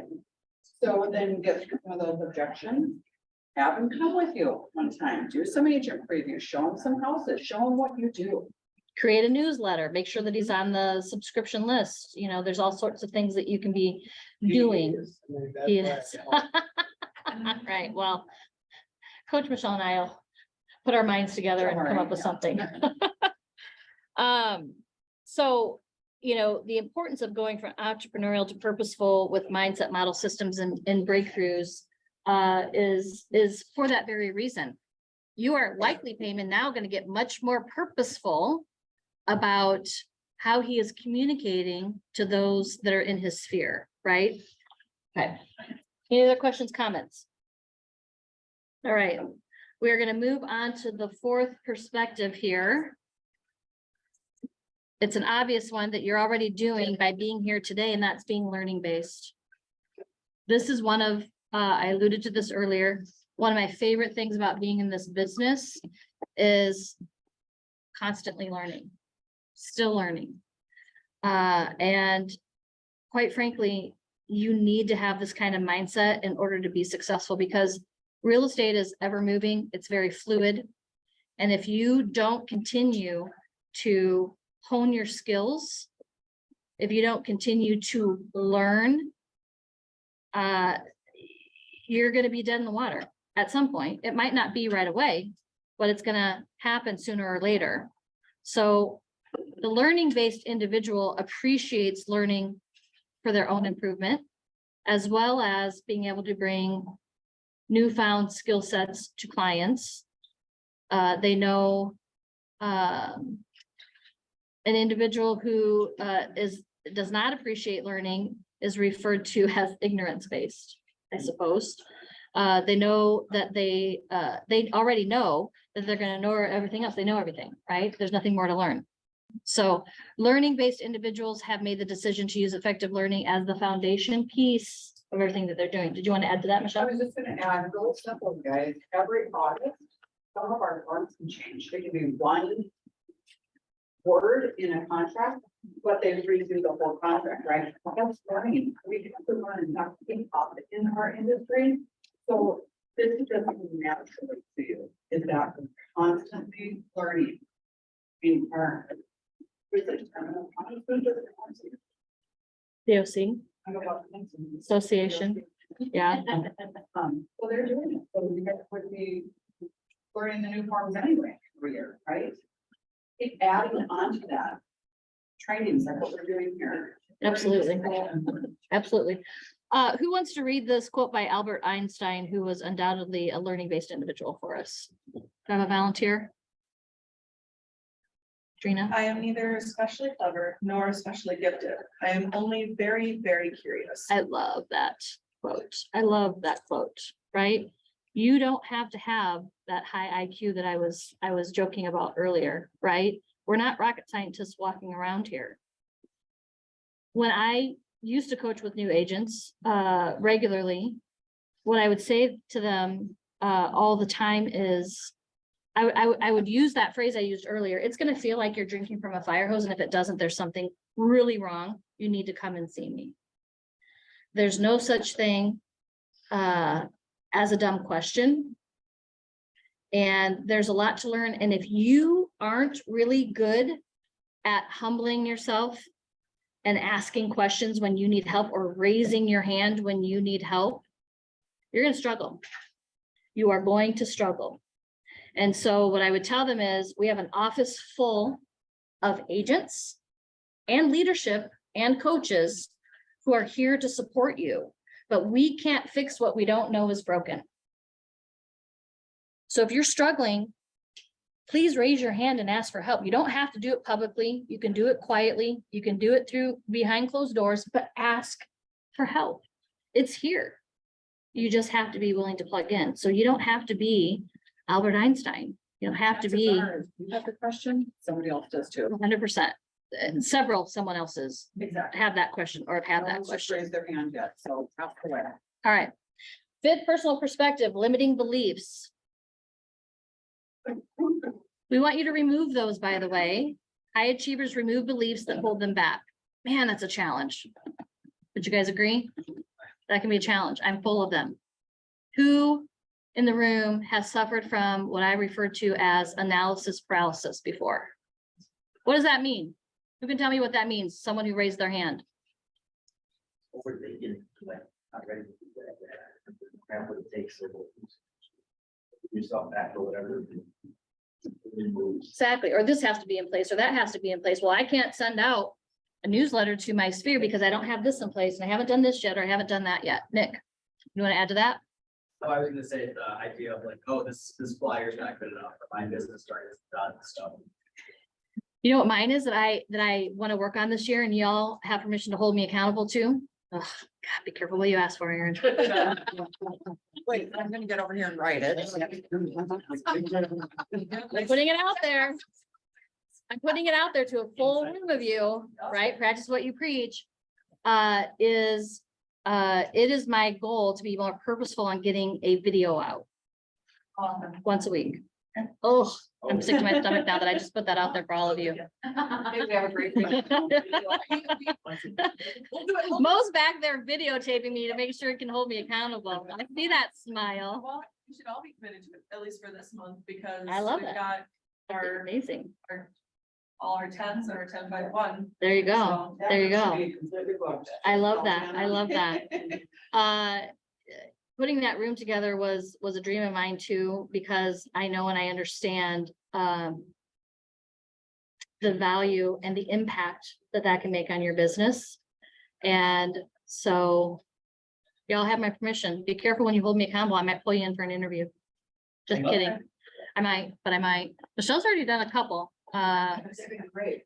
So Noel, Archery, Louise, Brendan. Next time you do it, you want it for her. Because, I mean, So I was that agent who said, well, I don't have the equipment. I don't have this. I don't have that. And I heard it from other agents as well. So again, a lot of times when I'm up here talking, I'm also speaking to myself. So we created a room where we removed all those objections. So here's what, you want to know what my new one is? I don't have time. Who has said that before? I didn't make time. I don't have the time. I have the same 24 hours in every day as the rest of you do, and you guys are making videos, so why am I not doing it? When I said that that was something I was gonna focus on, right? Needs to be a part of my schedule. I need to protect that schedule fiercely. You guys hear us talking about having a schedule and protecting it, right? Yes, Mo?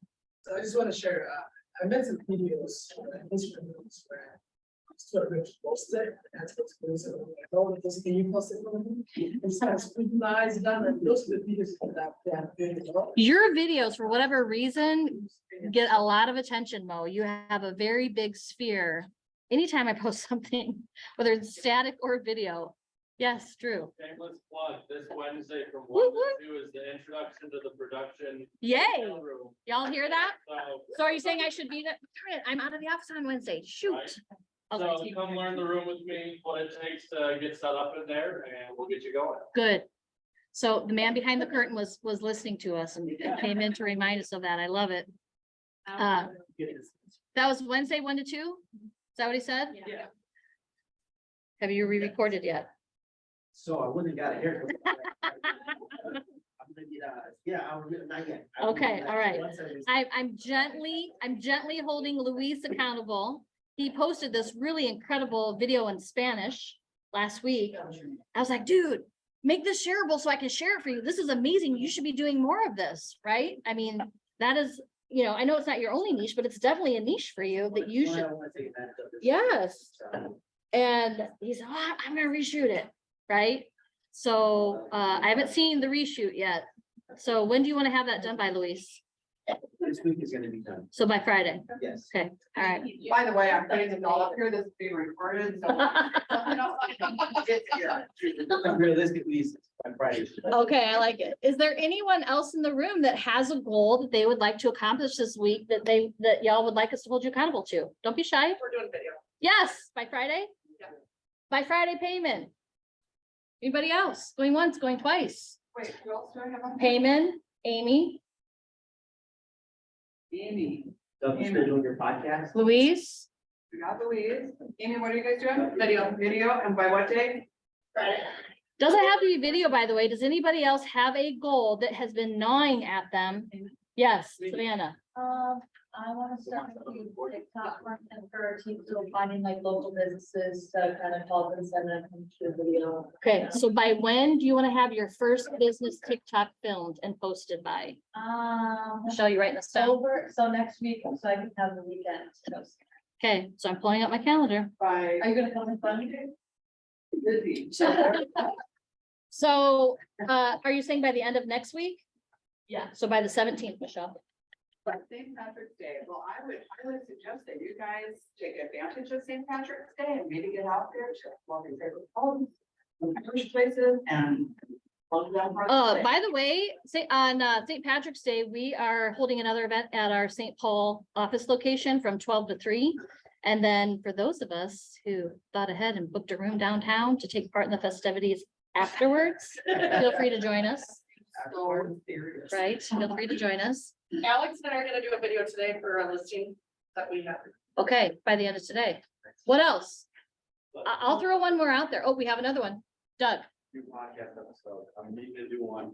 I haven't done one in like 3 days. So when you want to have it done by? I'd like to have another person come on with me. I don't know who yet, so. Who's gonna, who wants to do a podcast? An agent, another agent or a, Yeah. okay, who wants to volunteer? There you go. You got two. Okay, when you want to have it done by? Let's do it. No, I need a date. I need a date. End of the week. I'm really good at this. Visibility. By Thursday or by Friday? Okay, Because Friday. if Just gotta the video coordinate. room is gonna be booked on Friday. And if Louise isn't available by Friday, I saw Nick raise his hand and I saw Payman raise his hand. Okay? All right. So I have a project that has been gnawing away at me since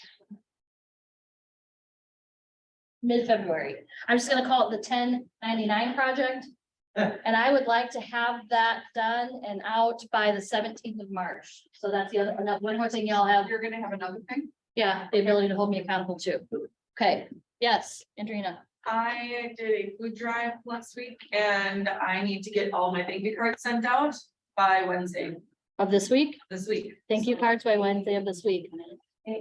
Mo, all right, okay, I like it. More and more hands are going up. What you got? Oh, this is sick wrestling, so I like to an hour and I did. Good for you. An hour of the gym every day except Friday. Okay, so are you gonna post like a picture of you in front of the gym? So we all know it's in there? Okay, all right. Way to go. I need to get on that bandwagon. Well, today's like. Uh, I was gonna say, today's kickboxing, 4 o'clock, let's go. All right.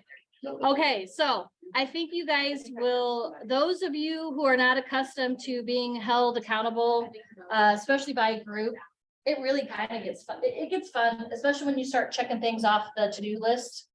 It feels pretty empowering. So thank you for those that are willing to participate. So Mo, you're gonna work out 5 days this week? Yeah, just want to share, share your post with someone. I've shared with Jen, we can have it with the outside eating food that every day. And then she joined me, Who's that? Jana. Oh, Jana. And Okay. every day when I came to the office, like, hey, Mom, are we still doing it today? I'm like, yes. And that's kind of reminded me to keep all that meals on fun. So that's how helpful you. So can the get power to of do sharing it it. with an accountability partner, right? Or a room full of people. Would you mind sharing, what you shared with me towards the end of last year and what happened? Oh, yes. Talking about- Yeah. Yeah, so, So what did you say to me about September-ish? I just said, I don't know, I told Aaron that I'm not sure that we able to meet my goal here. I'll just have to. You have the jump monkey. Well, and it was September, so you're thinking like we're close to the end of the I year. was already started thinking about January, I told Aaron that next year we're gonna have it done, and she's like, hey, what do we do? So in September. It's September. Like, you know what, it's true, and then I start working, and I end up getting my goals to the end of the year. By just sharing that goal with me, right? And having someone remind him that it was possible to still achieve that goal, and he did it. Pretty amazing. I just got a text from Shanae online. Shout out to Shanae. She said it's a long shot and it's not, my friend. You can do this. I would like to do some door knocking this weekend and like to be held accountable at least 10 houses. All right, Shanae, we got you on the board, my friend. 10 houses this week, door knocking. If you need some good scripts, reach out to me or Coach Michelle. All right, so we're gonna knock those living loose. I'm gonna pick up the pace a little bit because it's almost 11 o'clock. Holy Hannah. I know, look, we're giving you guys. Okay, be accountable is the 6 personal perspectives, pretty self-explanatory. Yes, yes, yes, yes, yep. Also walking through a model home. Is parade happening right now? Yeah. Go and spend some time. I love walking through the parade of homes. Going to one area and walk through 3 different models. Free, that's free for you. You can all come on. All right, so happiness is not an individual sport. Bless you. Who wants to take a stab at what that means? Quotes about happiness, yet it applies to business as well. Wouldn't you guys agree? Okay. So happiness is not an individual sport, It's contagious. right? And your business success isn't an individual sport, as Gary Keller says, because he also says no one. Who wants to finish the sentence for me? Gary Keller also says no one. Go ahead, Coach Michelle. Alone. No one succeeds alone, right? All right. So I'm going to encourage you all, and you have, and I love it, to embrace being held accountable. Find a mentor, a coach, a partner to help you be accountable. All right. Ahas. From the first 2 hours-ish of Ignite. What are some of the ahas that you guys that were either a surprise, good or bad? What are some ahas that you're going to walk away with from what we've got through so far this morning? You'll notice through Ignite that each of your instructors are going to take a moment and ask for ahas. Because when we share them out loud, we further strengthen the power of what we're learning with our fellow participants. So it's a good idea to jot them down as you go. And I can stand here all day until I get at least 3. Ashley. That previews were a thing. The previews were a thing. Who knew? Yes. Who knew? And they're a powerful thing, right? And we all have to start doing them because they're part of our homework. I saw another hand in the room. Oh, You said that when speaking with clients, always say that end the conversation with the client. So.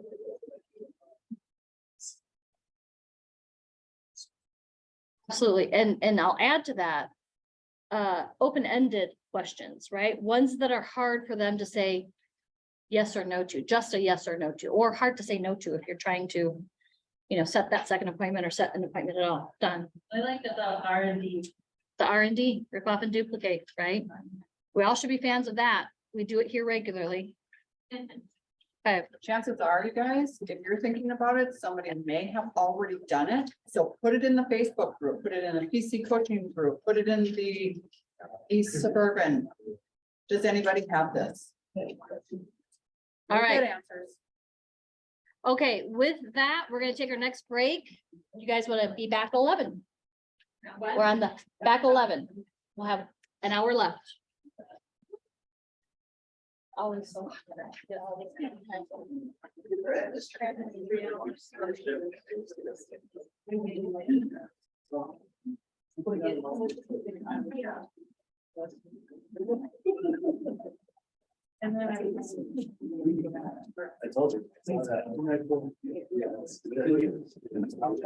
think about. There was something.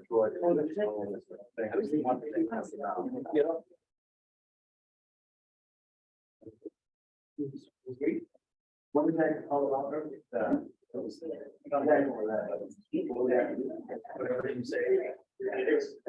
Yeah, for sure. Yeah, every week we. So. If you ever wondering how It's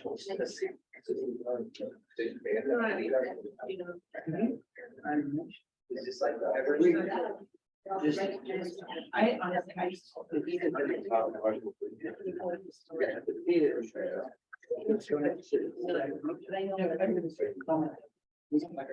great. Might go break around.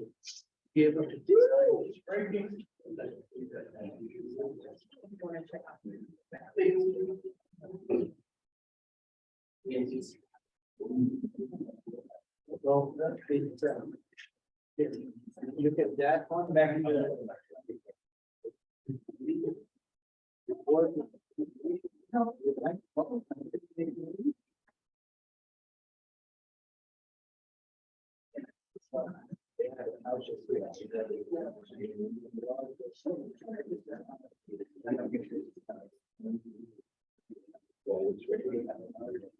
Where's that? Is that only the last? No, it's.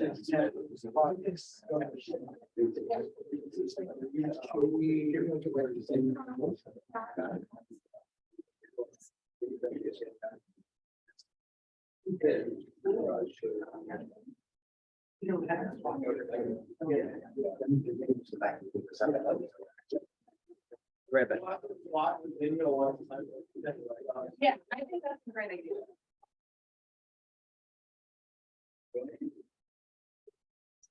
Oh.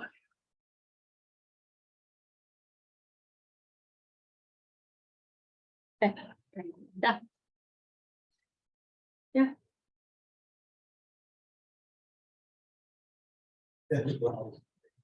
And I want to make sure it makes more. Oh, that you did. Okay, good. Thank you. You can give it to Ann.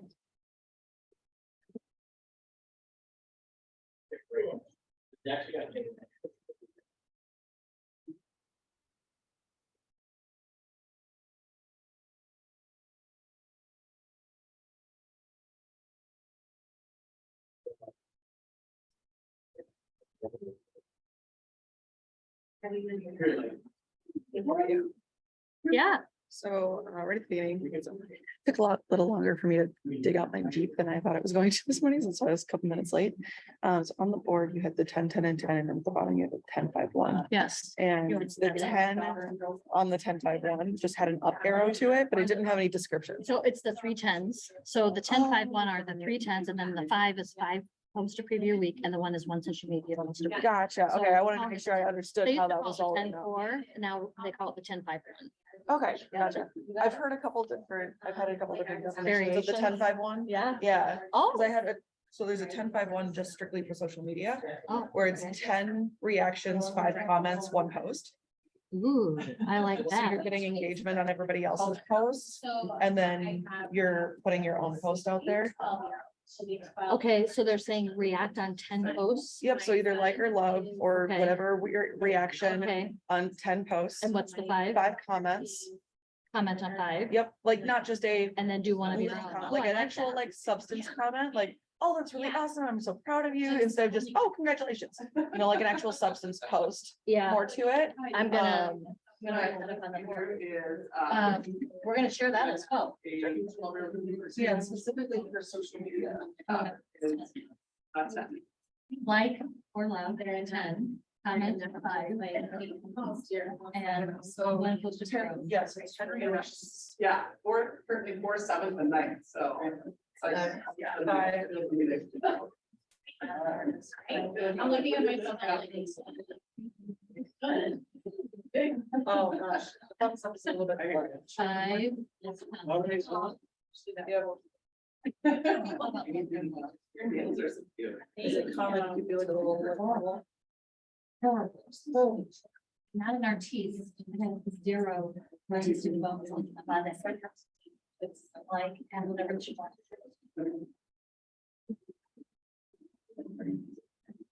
But are you doing emojis? Yes. Actually, pretty good. Look at, she has another version of 10 5 1, which I'm gonna share that I love. Uh-huh. I love it.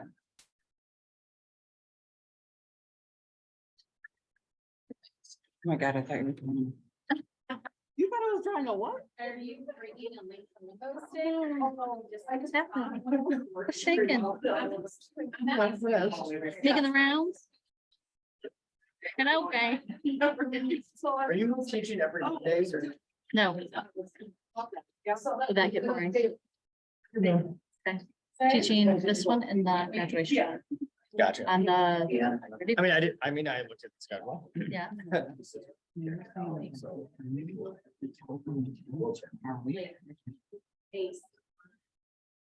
Oh, did I say read? Okay, I'll make that. Report that procedure. Did I say that? Oh, I'm gonna go grab the, I'm just starting. with, I'm gonna go grab the. It's in the call. I don't have. Exactly. Yeah. We'll do it. It's at Farrell, everybody. 45 minutes. About 10 minutes of warm up and then kickboxing for about 30.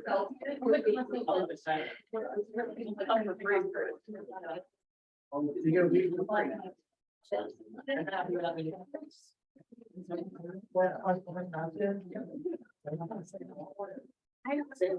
Actually, I remember knowing you too, Yeah, you coming too? in regard. Oh, it's the video hurry. Yeah. Like I did the first honestly, one that I did, like.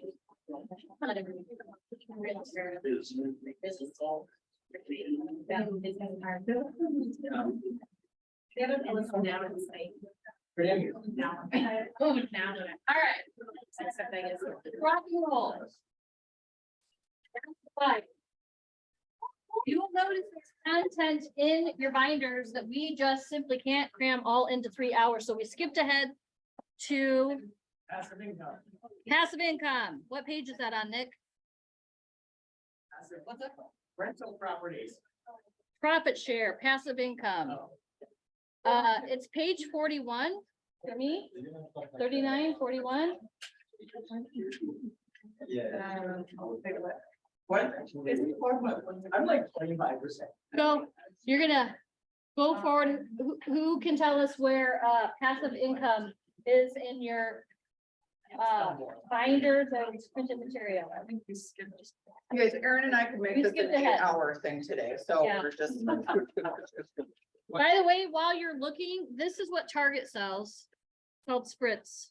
Yeah. You get 200 note cards and envelopes, and I think it's like $14.99. Profit share, it looks like. That will get you through What all page? 4 weeks. 1.113. 1.113. Is that right? Yep. Under your market center value under there? Is that right? You're looking for.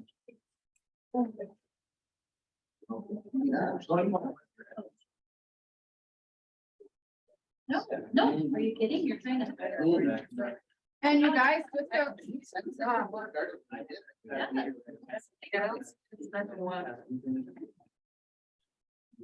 so I think, you guys, I think Erin was trying to be easy on you when we first started. Just so you know, the 10.5.1 is, besides the previews, is daily. It is not the week. It is 10 conversations a day. It is 10 handwritten notes a day. It's 10 contacts a day. And 1 social media post a day. Well, say goodbye. But are we doing 5 previews in a week too? Oh, 5 previews in a week. Yes. 10 conversations a day, 10 contacts a day, and 1 social media post a day.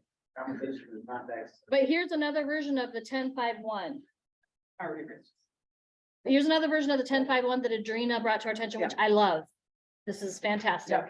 So is this a day or per week? This is daily. Daily. So on social media, the 10 stands for you engage with someone else's post by either liking it or loving it.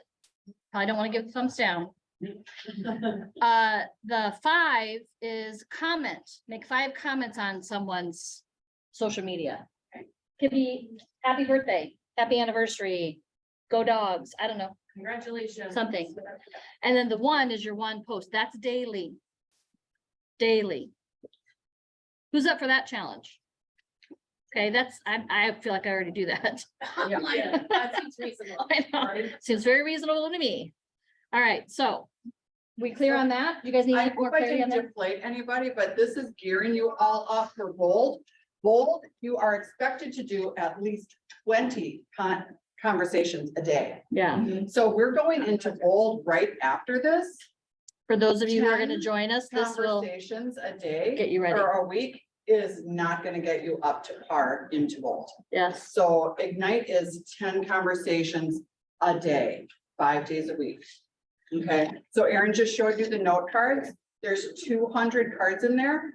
That will last you the whole Ignite. Okay, it's, you're doing, right? yes. 50 a week. So you're gonna send to people that you know, send it to your friends in California, send them to your friends, you know, whatever. You're just writing handwritten note cards so people know about you. You guys, you have to know at least there. Okay. So it turns out you guys might not have any, you guys don't have this passive income slide in your thing. It's 113, it's a profit share and growth share. So is that the page you just pointed out to me? Okay, No. my apologies. All right. So it just looks different from mine. So, okay, 113. 113. All right, so we're gonna speak very briefly on profit share. Who in the room, by a raise of hands, feels like you have a pretty good handle on what it is and how to earn it? Wow, that tells me there's a big gap. And we need to get some profit share classes on the training calendar. Absolutely. Right? So I'm not gonna preach and belabor it, but it is important for you guys to understand the power of it. When I came to Keller Williams 10 years ago, I knew of profit share. I kind of had an idea of what it was. I didn't really understand it to the degree that I do now. And here was my goal, or here's what became my goal once I really understood the true power of it. This was before we did the model change and our cap was 19.5. So if you took the 19.5 cap for those that are on a full cap plus the 3,000 royalty, we were $22,500 in before you could qualify to receive 100% of your commission. Obviously, that's different for team members, right? So my goal, once I understood the true power of profit share, was to get as quickly to $22,500 a year in profit share as I could. Why do you suppose that was? What does that mean when that happens? What that means is I am earning enough in profit share to cover my full cap. So essentially I am running my business from this brokerage at no cost to me. Does that make sense? Do you guys need me to? What was the number? Well, so I guess the old number is irrelevant at this point. That was my original goal. The goal, if I were coming into Keller Williams today, would be 15,000. If I'm a full cap, because that's 12,000 plus 3. If you're on a team, that's 6,000 plus 3. Okay, unless you've been grandfathered in to our old cap model, okay? Because we changed our cap model back over a year ago. Does that make sense so far, everybody? Okay, so we hit that goal, the 22.5 goal, by the way, before we did the model change, but we hit that goal in about 6 years. It's a pretty powerful goal to hit. To know that where my husband and I hang our real estate license, we make enough in profit share to cover all of those. And by the way, we make enough in profit share to cover those expenses plus our rent and monthly fees. Pretty cool place to be. The reason why I'm sharing this with you is because if I can do it, anyone can. And someone said to me once, well, of course, Erin, you get that amount of profit share. You're a team leader. You recruit people all the time to Keller Williams. And here's the truth. The majority of leads that I get, I do my share of cold calling, trust me, I have to do it just like you guys do. But the majority of my leads, where do you suppose those come from? Agents, right? Mostly our agents, sometimes agents at other market centers, but they come from agents. So when someone is interested in getting into real estate, and or perhaps they're at another brokerage and they're unhappy. They're not finding traction, they don't have the support that they need, whatever the case may be. They're thinking about making a move. It behooves you to send them to Coach Michelle's way or my way so that we can do the heavy lifting for you. So just about everyone in this room, unless you're brand new, has sent us a lead at some point in time. Here's how it's supposed to work. Here's how it works here. This is what we require. We don't require anything less than this. When you send us a lead, whether it takes, and that person ultimately joins Keller Williams, whether it takes 2 days, 2 weeks, or 2 years. When it comes time to onboard, and we ask that question, Marjorie, who played the most instrumental role in you making the decision to come to Keller Williams? She's gonna give us a name. They have to be with Keller Williams. They don't have to be at this Keller Williams. They can be at any Keller Williams around the world, quite frankly. In other countries, it's called growth share. Here, it's called profit share. And she's like, well, geez, Erin, I don't know. And this has happened. It happens more often than you think. You know, Mike, you know, sent me your way, but you know, you're the one who's been keeping in touch with me for the last 2 years. I haven't heard from Mike since Mike first sent me your way, so I think it should be you. Here's my answer. When I'm faced with that, and here's the answer to any leadership member of our team when we're faced with that. I can't tell you how much that means to me. Thank you so much for thinking of me in that way.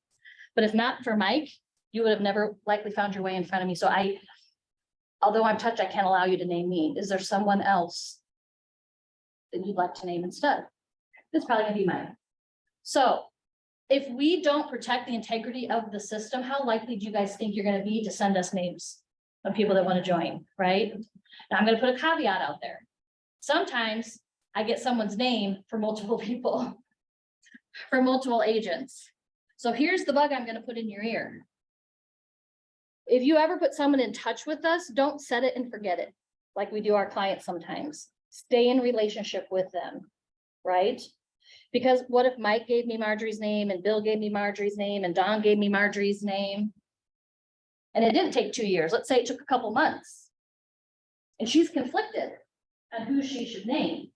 It's likely going to be the person you continue to nurture that relationship. So my best piece of advice to you, if you're someone who is interested in building your downline, and all of you should be, although we don't require that you do. There's no one walking around here being a drum saying, you know, you must have a profit share tree and you have to have a profit share tree and you must have a profit share tree. Although it's nice, why someone would want one would be a mystery to me. But if we can't tell them who to name, by the way, but I can certainly remind them how they got in front of me, and we do. But if you're having, if we have a recruit that's having a hard time deciding, they're likely going to name the person who stayed in relationship with them. So continue to send us names, continue to allow us to do the heavy lifting, but please, for your own good, stay in relationship with them throughout the process. So when that time comes, they're naming the right person, because we can't tell them who to name. We can say who played the most instrumental role. Yes.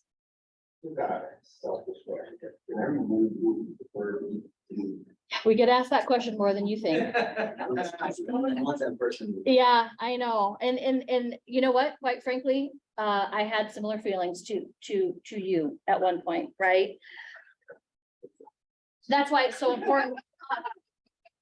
Now suddenly I want to go look up and see who your sponsor is.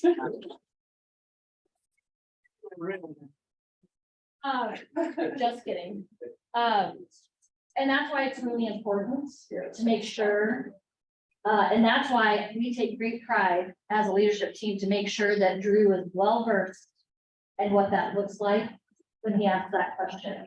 And if he ever runs into somebody like, you know, he can come to me and I'll help, you know, bring clarity to that situation. Unfortunately, once you name a sponsor, it cannot be changed. For that reason, right? Sometimes relationships change, they ebb, they flow, they deteriorate. And so I guess the moral of the story is don't assume because you gave us a name, you're automatically in. Like, nurture that relationship, stay in touch. I do my best to, if it's just one agent who has sent someone my way, to be like, hey, by the way, I talked to Tony last week, great guy, he's signing up for classes, right? We had a really good conversation. He's gonna be good. Make sure that you nurture that relationship. Once you have been with our company for 7 years or more, and here's a caveat, so don't get hung up on that. After what year was it? I'd have to look up. Anyone who has joined Keller Williams in the last 2 years at 7 years or more, you're fully vested. Meaning anyone in your downline will remain in your downline whether or not you retire a year from now. As long as you have people in your downline that are producing and contributing towards company dollar, you're gonna receive profit share. Prior to that change, it was 3 years. So there are some of us in the room who were fully vested after 3 years. The only time you can change your sponsor is if you're not, well, I don't know if I want to give you this piece of information, Louise. If you're not fully vested and you leave Keller Williams for 180 days or more, then you can come back because you're not vested in a new sponsor. That's the only way that you can name a new sponsor. Okay? Yes, you have to be gone for 181 days at least. At another company, not another Keller Williams, but another company in order to name a new sponsor. Yes. Just a question, especially from Rochester to here. Stay the same. I just saw the news, so I don't know if that works. So I was given the phone to fill it out. My guess is, and we could check with Drew, that it defaulted to your original person, but I'd have to look to find out. So I'm kind of in a similar boat with all where somebody I referred to Keller Williams and they're in Madison. But they also had someone, a team there that also kind of referred to them, so they put that down as a sponsor. And then she left that team and someone actually reached out to me from that office, asked for a bunch of my information to change her sponsor to me.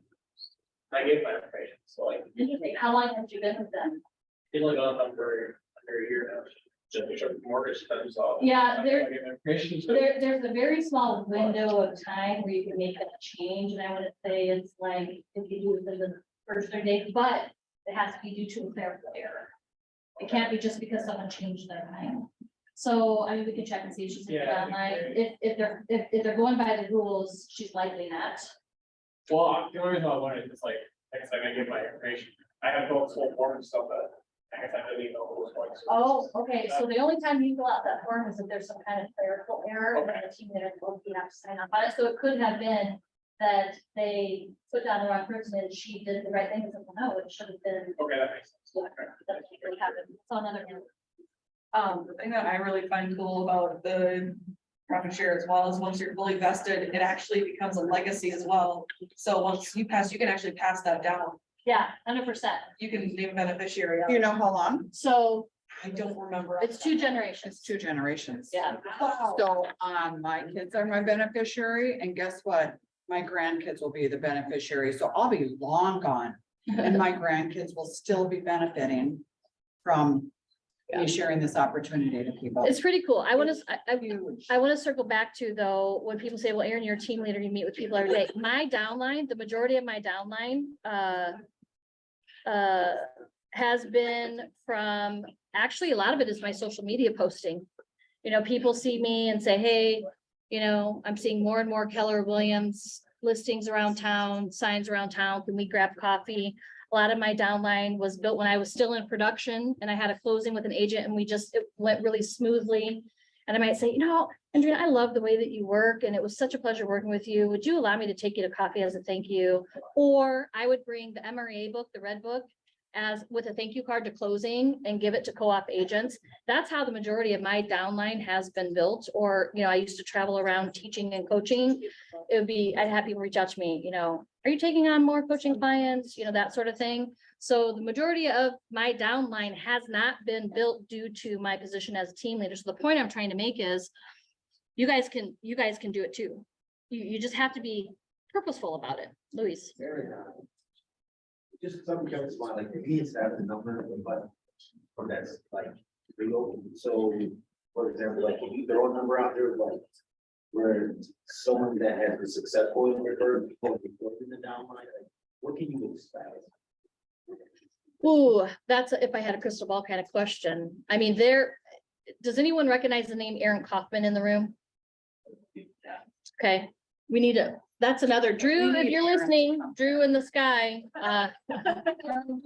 let's look into maybe getting Aaron Kaufman here. Or You guys Garney, should all go on Facebook right now and friend him. yeah, there's a profit share mastermind, Keller Williams Profit Share Mastermind, go in that group. He joined Keller Williams as licensed agent, stopped selling pretty quickly, and all he does is he's created these massive websites to, you know, pull people in, and he refers them to all different market centers throughout the world. And has built a very systematized system, and that's how he earns his money. There are people in our company that are making over $1 million a year in profit share, guys. Yeah, another other people that you're gonna want to friend are Jim and Linda McKissick. Yeah, They're in Texas. yep. But I would say that profit share group is an important one.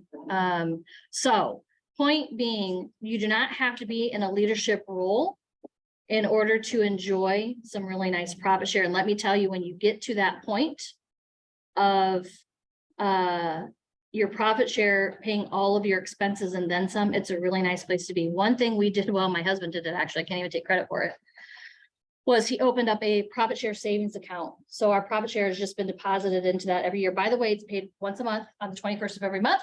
Sometimes it's a couple $100, sometimes it's a couple thousand. Sometimes it's 21 cents. Yeah, I think my very first one was like 19 cents, and I walked into my team leader's office and I said, what is this? She's like, well, I think that's your profit share. I'm like, 19 cents. She's like, yeah. She goes, just, you know, give it some time. Give it some time. So once a year in January, you guys all are billed a $25 fee to keep your profit share account open. That's what that fee is for. So any questions? I kind of gave you the nutshell version to make you aware of it. I feel like as a whole, we don't do a great job of explaining it because some people just feel they think it feels icky, like we're trying to turn this into some sort of pyramid scheme for everyone to participate in. So again, I want to be very clear, you do not have to participate, but I think you've lost your marbles if you don't at least consider it, because it really is an amazing tool to build additional wealth in your businesses. Can you go back to how you create, how as, not as a team leader, but how you really created your partnership? Created it? It was by just, I think the more business you do, and the more you, run a good business with integrity, you're going to start to gain and earn the respect of other real estate agents in the industry. And I think when you get to that point, especially, it's really easy to have those conversations. You know, I would find moments during the transaction, after we're done negotiating, of course, to somehow, hey, I would love to learn more about your business. You're having a great year. I'm happy to share what I'm doing in mine, if you're happy to share what you're doing in yours. Then we go grab coffee or we go grab lunch. Hey, this was a tough transaction. I so appreciate all the work that you put into it. Can I treat you to lunch? Right? Like, really come from contribution. Like, you're adding something to them of value. Don't make it about a recruiting appointment, right? Because they'll smell that a mile away. It really is just coming from contribution and adding some sort of value. The red book I would give away at closings with a thank you card, I've earmarked pages 56 and 72. I thought you'd find them particularly interesting, given the transaction we just went through, or given a conversation that we've had. Check those out. And if you would like to dig a little bit deeper, would love to get a coffee. There's so many different ways that we could do it. What are some of the ways? There are people in here who have people in their downline or names that they have given me. A lot of you in the room have given me names. Some of you several. How are you doing that? How's that happening? Social media, just see you reaching out to me. Oh, your business is doing really well. What are you doing with real estate? Yeah. That is one of the best things you can possibly do is post about your success, right? Because people in Luis's world are seeing the traction that he's getting and the success that he's having, and they might naturally want it too. Here's another great vehicle that we haven't talked about yet, K-Score. We can put people through pre-licensing classes for free. I mean, you have never had a greater advantage than right now in today's time to make that opportunity available to people in your world. Like, go and talk to my team leader, Aaron, or our productivity coach, Michelle. We can put you through pre-licensing classes at no cost to you. It's normally $730. How many have been are here? Oh, we have because of several. K-Score? Yeah. Well, no, we have several that have referred us people for K-Score. Yeah. Yeah. You were K-Score? Yeah, well, KW. Yeah. Yep. Janet, That's why I got here with another agent. Sarah. Out there that she wanted to mentor 2 people for Europe. ooh, pay attention, pay Oh, attention. yeah. Can you speak up? This was Sarah Bix did this out of Rochester. She said she wanted to mentor 2 agents because she was kind of interviewing people who were interested. She did a social media post. Yeah, and she was gonna pick, you know, the 2 people she wanted to mentor, and then we would go through the case more, get our licensing, and she would mentor us through that, and we would come to them. Yeah. That's how we got. Sarah is brilliant. She's one of our agents in Rochester. She is extremely purposeful about building that additional revenue stream, and I thought that was brilliant. She says, I want to mentor 2 people this year, or I want to mentor 2 people in the next whatever. Who has ever thought about getting their real estate license? We should talk. And that's how you got through case scoring, you got to us. So, yeah, okay. Any other questions? Can you actually put that on the bottom of your signature? Yeah. You know.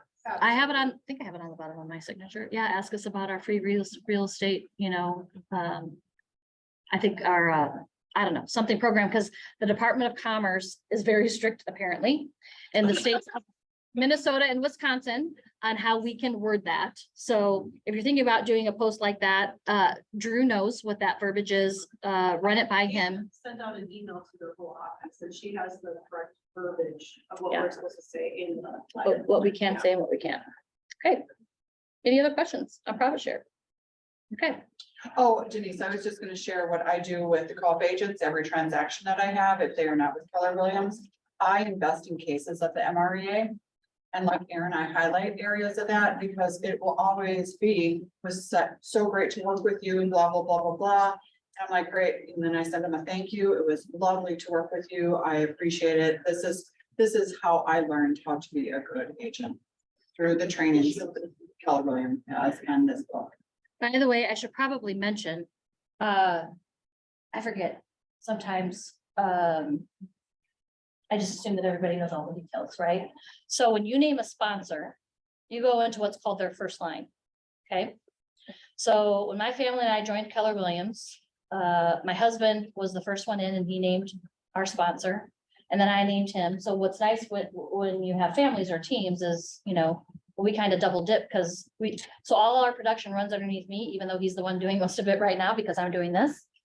Because we just profit off our own profit that we contribute to the markets, right? So your sponsor, whoever you name, you're in their first line. And then if you have someone named you, that person is in your first line, but their second line. So it goes 7 levels deep. And it's an infinite number of people that can name you as their sponsor. So that's why oftentimes we get compared to a pyramid scheme, which it's not, those are illegal. But you can see the similarity, right? You can see the similarity. So that's the true power, is you can build it wide and deep and profit. That's why there are people in our company that are making $1 million a year. So, And you know, what's super helpful is if you have a team coming over, somebody's gonna be in your first line with their team members, you help them build their line too. yeah. Yep. Which is super helpful. So what this has revealed to me is that we need to get a profit share class on the training calendar. We need an open house class on the training calendar. And we need to see if the region. I know, the man in the sky. Keep looking at that black thing, thinking that's the man in the sky. It's like Dorothy and the Wizard of Oz, the man behind the curtain. But certainly if anybody ever wants to have a separate conversation.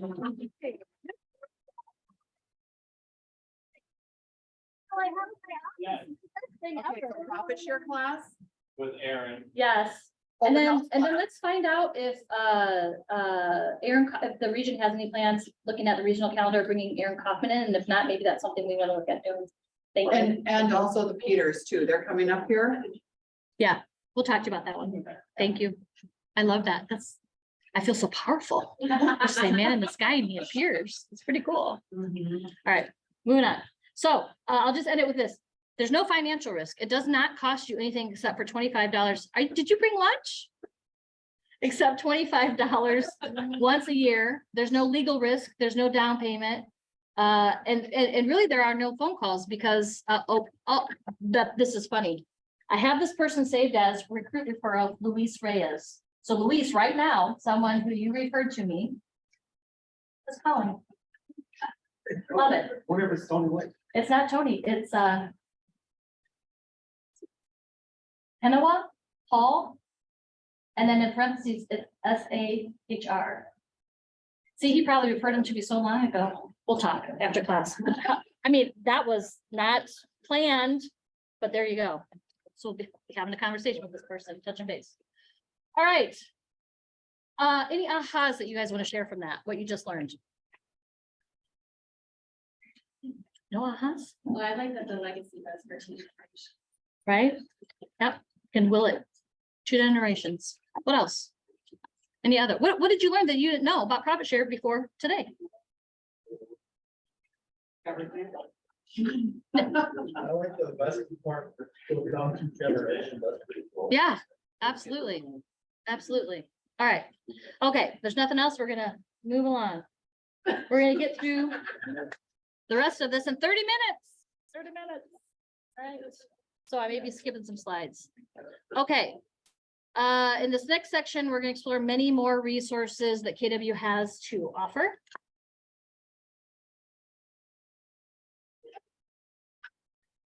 You guys, if you've been around a while, have heard us talk about things like Keller Mortgage, Keller Manage, Keller Covered, Keller Offers.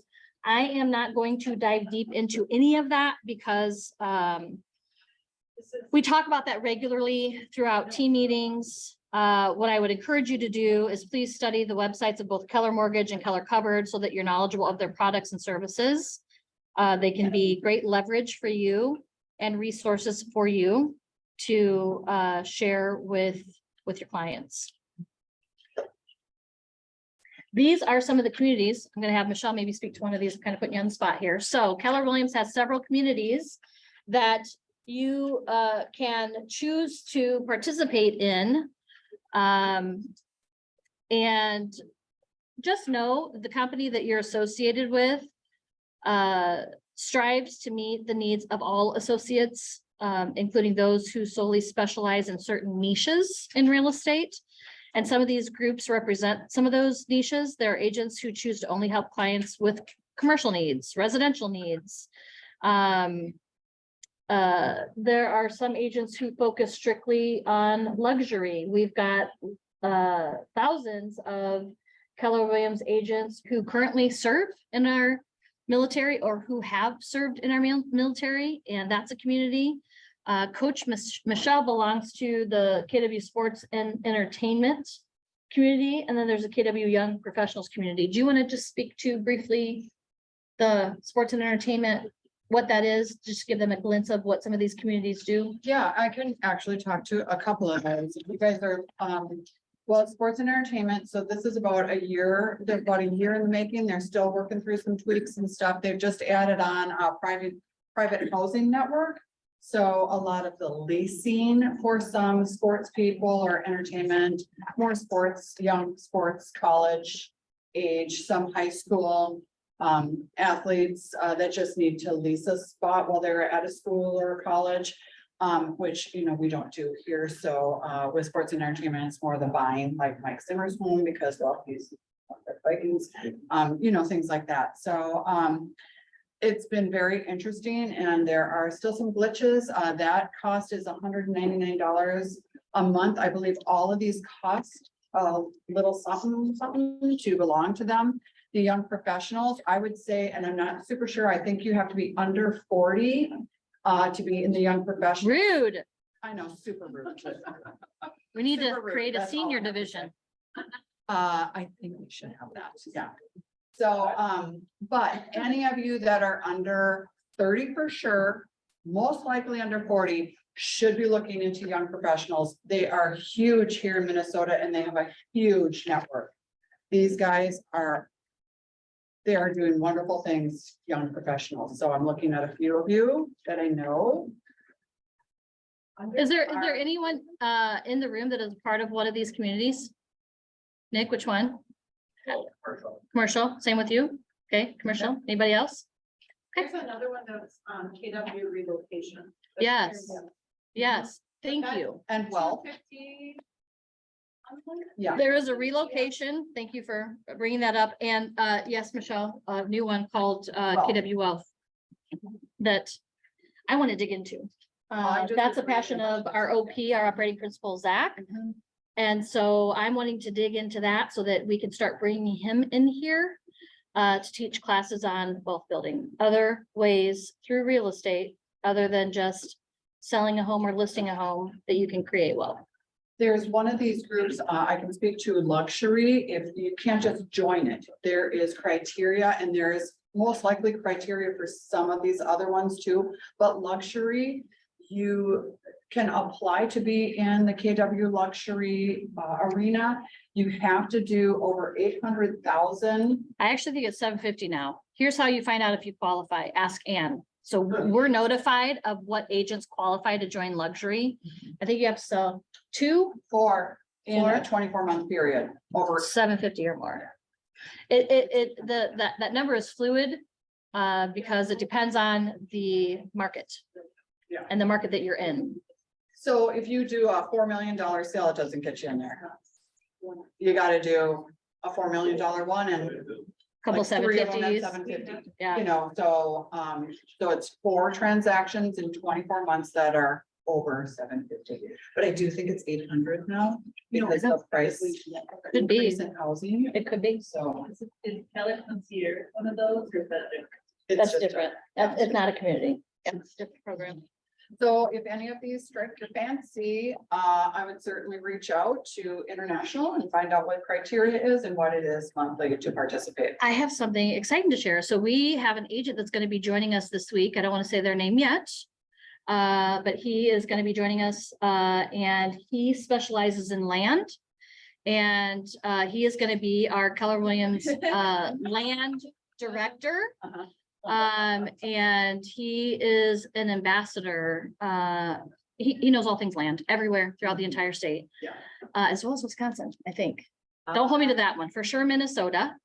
But those of you who come across land and don't know what the heck to do with land, that would be me. I've always stayed in the residential space. I've sold one commercial piece of property in my career that I had no business selling because I didn't know what I was doing, but I did it.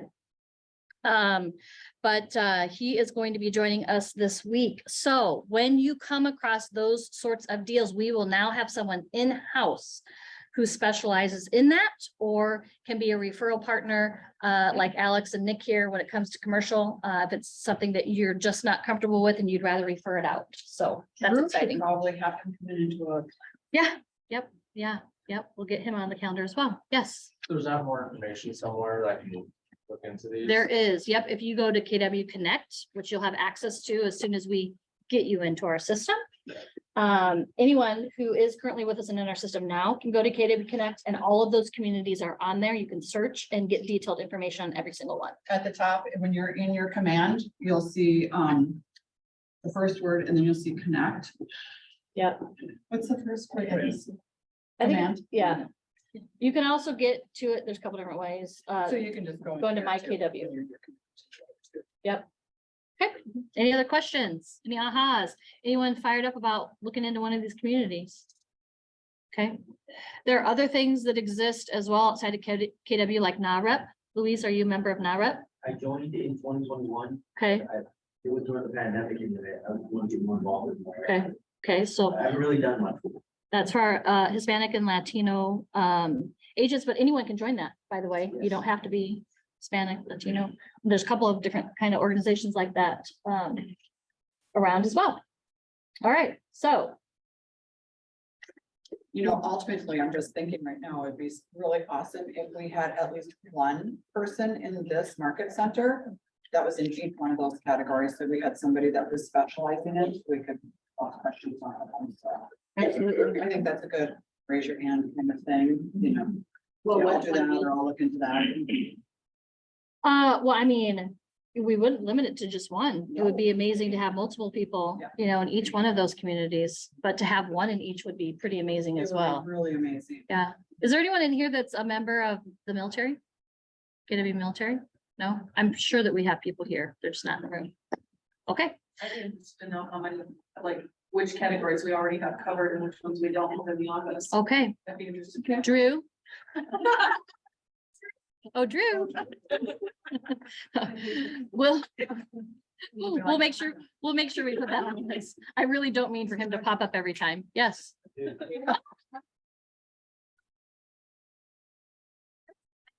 him coming through the window. Okay, I'm gonna stop doing that. I'm gonna stop doing that, but he's just awesome. I love Drew.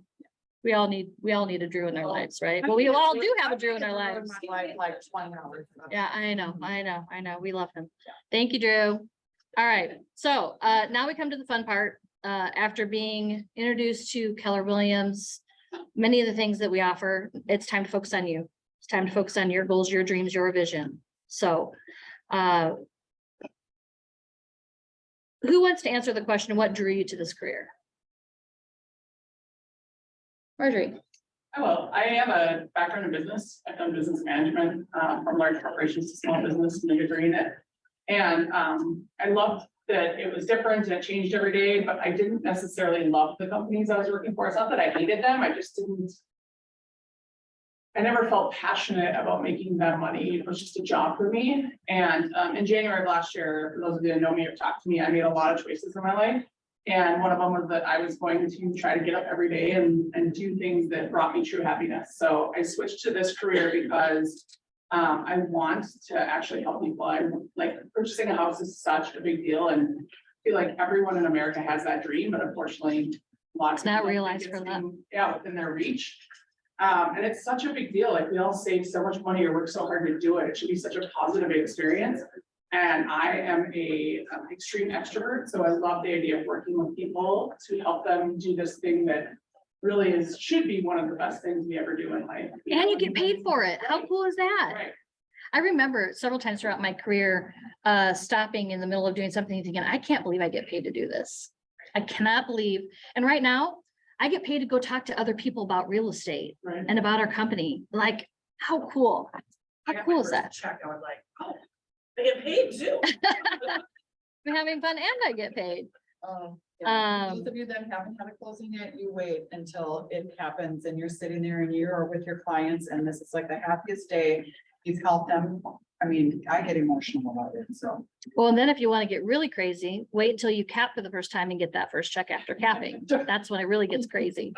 So as a first ever immigrant here in this country, it's kind of hard. We're not educated. I feel like a lot of our communities are here, we're trying to figure it out.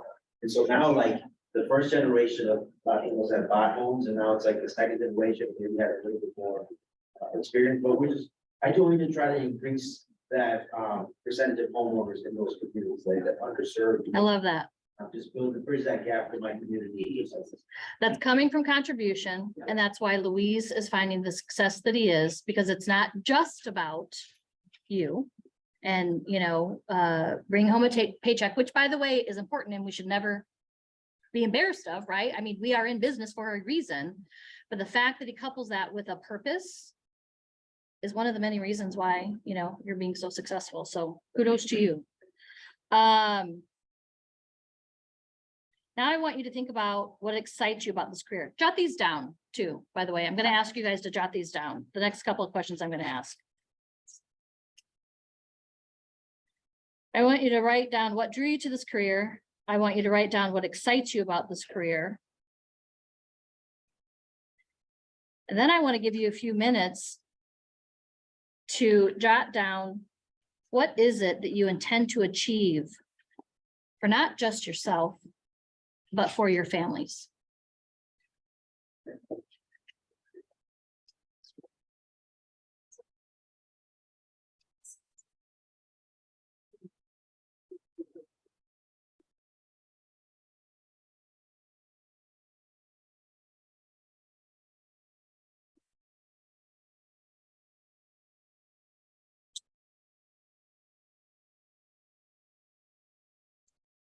I'm gonna walk you through a visualization exercise. And I used to hate this corny stuff. I'm just gonna admit it. Close your eyes, right?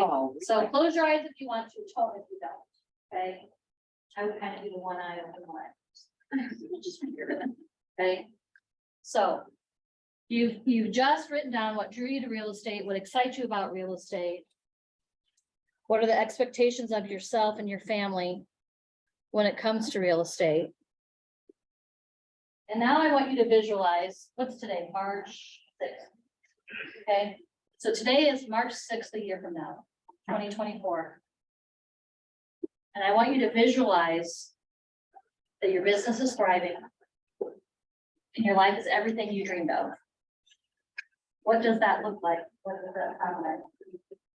What does that feel like? Your customers rave about the experience and value you provide and think of you when they have a real estate need.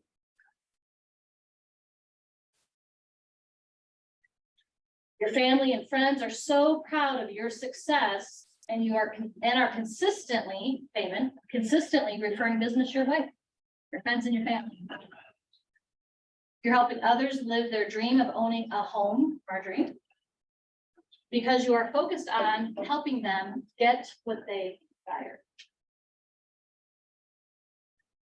You're building the foundation and momentum for your entire career and gaining relationships and experiences and the income you desire. See, it's more than just about the income you desire. It's also about the relationships that you gain along the way, the experiences that you gain along the way. You are the top agent in your market center or rookie of the year.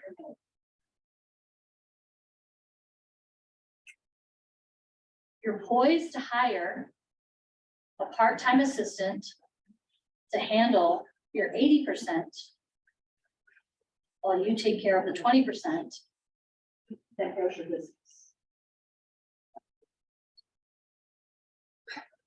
You are on the path to ... What are you on the path to? Fill that out for yourself.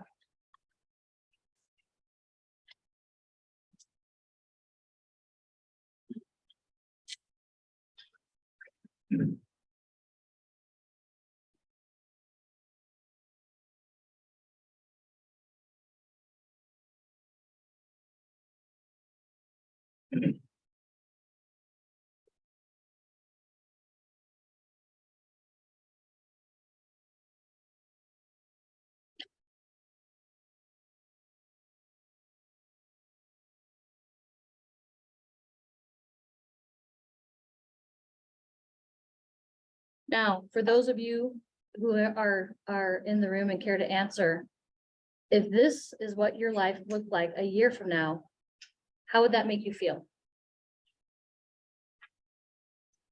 I hear amazing, relieved, fantastic.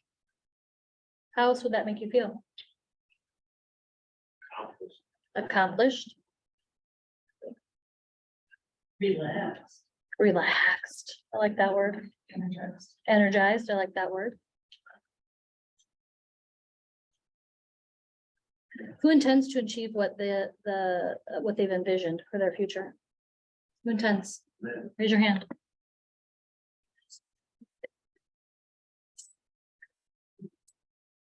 Should I Now- write all those names down? Let's expand our thinking beyond 1 year. For example, what are you doing for the people you care about in your life currently, right now? What does that look like? What charities do you support? How would you make the lives of yourself and everyone around you better? If you could not fail, how would you do that? What would you do? What does that look like? Write it down. If you knew you could not fail.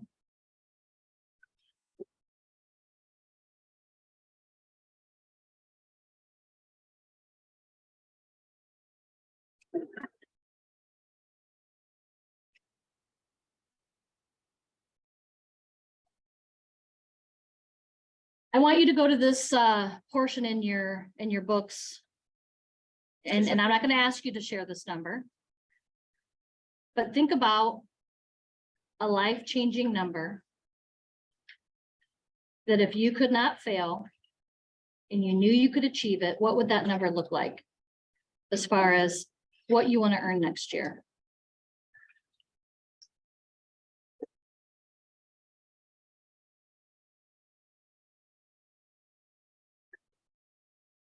And after you fill in that number, I want you to take the rest of those boxes and fill it in with people or projects that you care about most.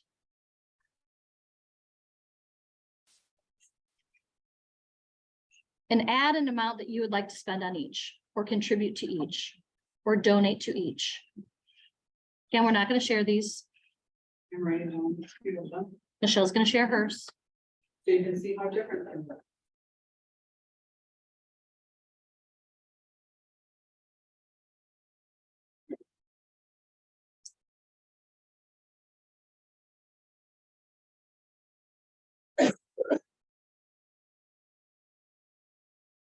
And if you don't have this information at your fingertips right now, I'm going to highly encourage you to do this exercise later for yourself.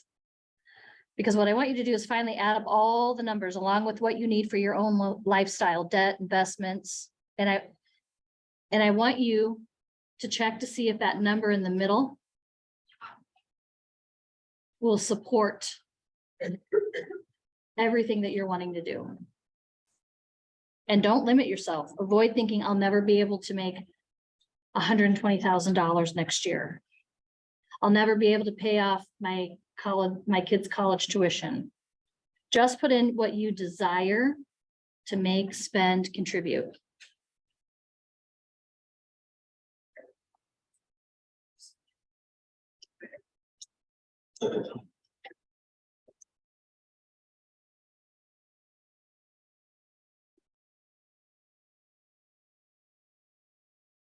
And I am going to encourage you guys, for those of you who can, make it a point to be at the remaining sessions of Ignite, because Ignite is about working on the skills and the habits that you're going to need in order to help you get what you want on that piece of paper in front of you.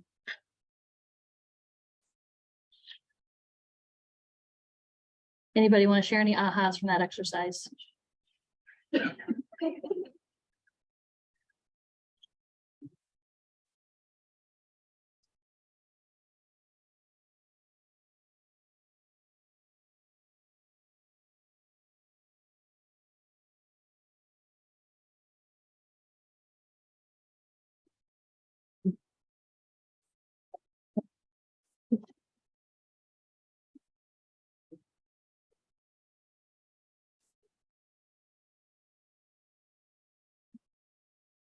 True.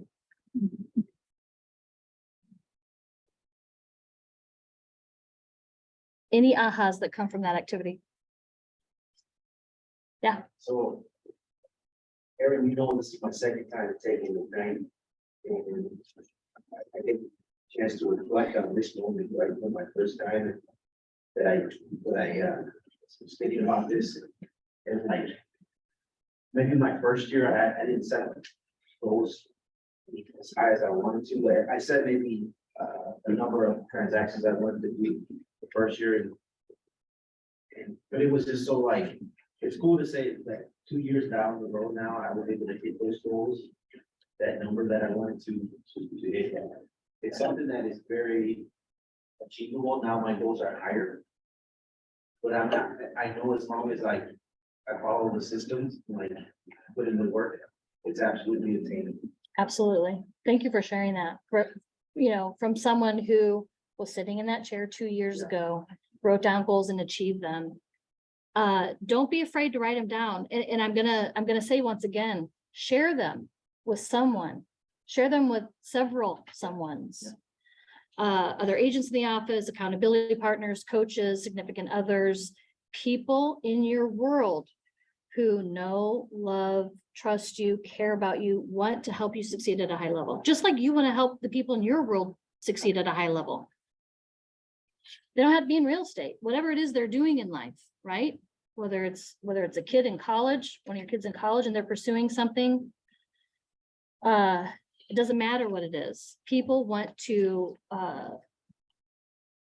support you in that success. So with that, I'm going to remind you guys that tomorrow you're going to have 2 hours of instruction. I mean, there's just, I don't know what they're thinking. We can't cram all this into 3 hours. I could have been here and you guys could have been here for 6 hours, which I'm sure isn't that what you want to do. So obviously parts of this you will have to look at on your own.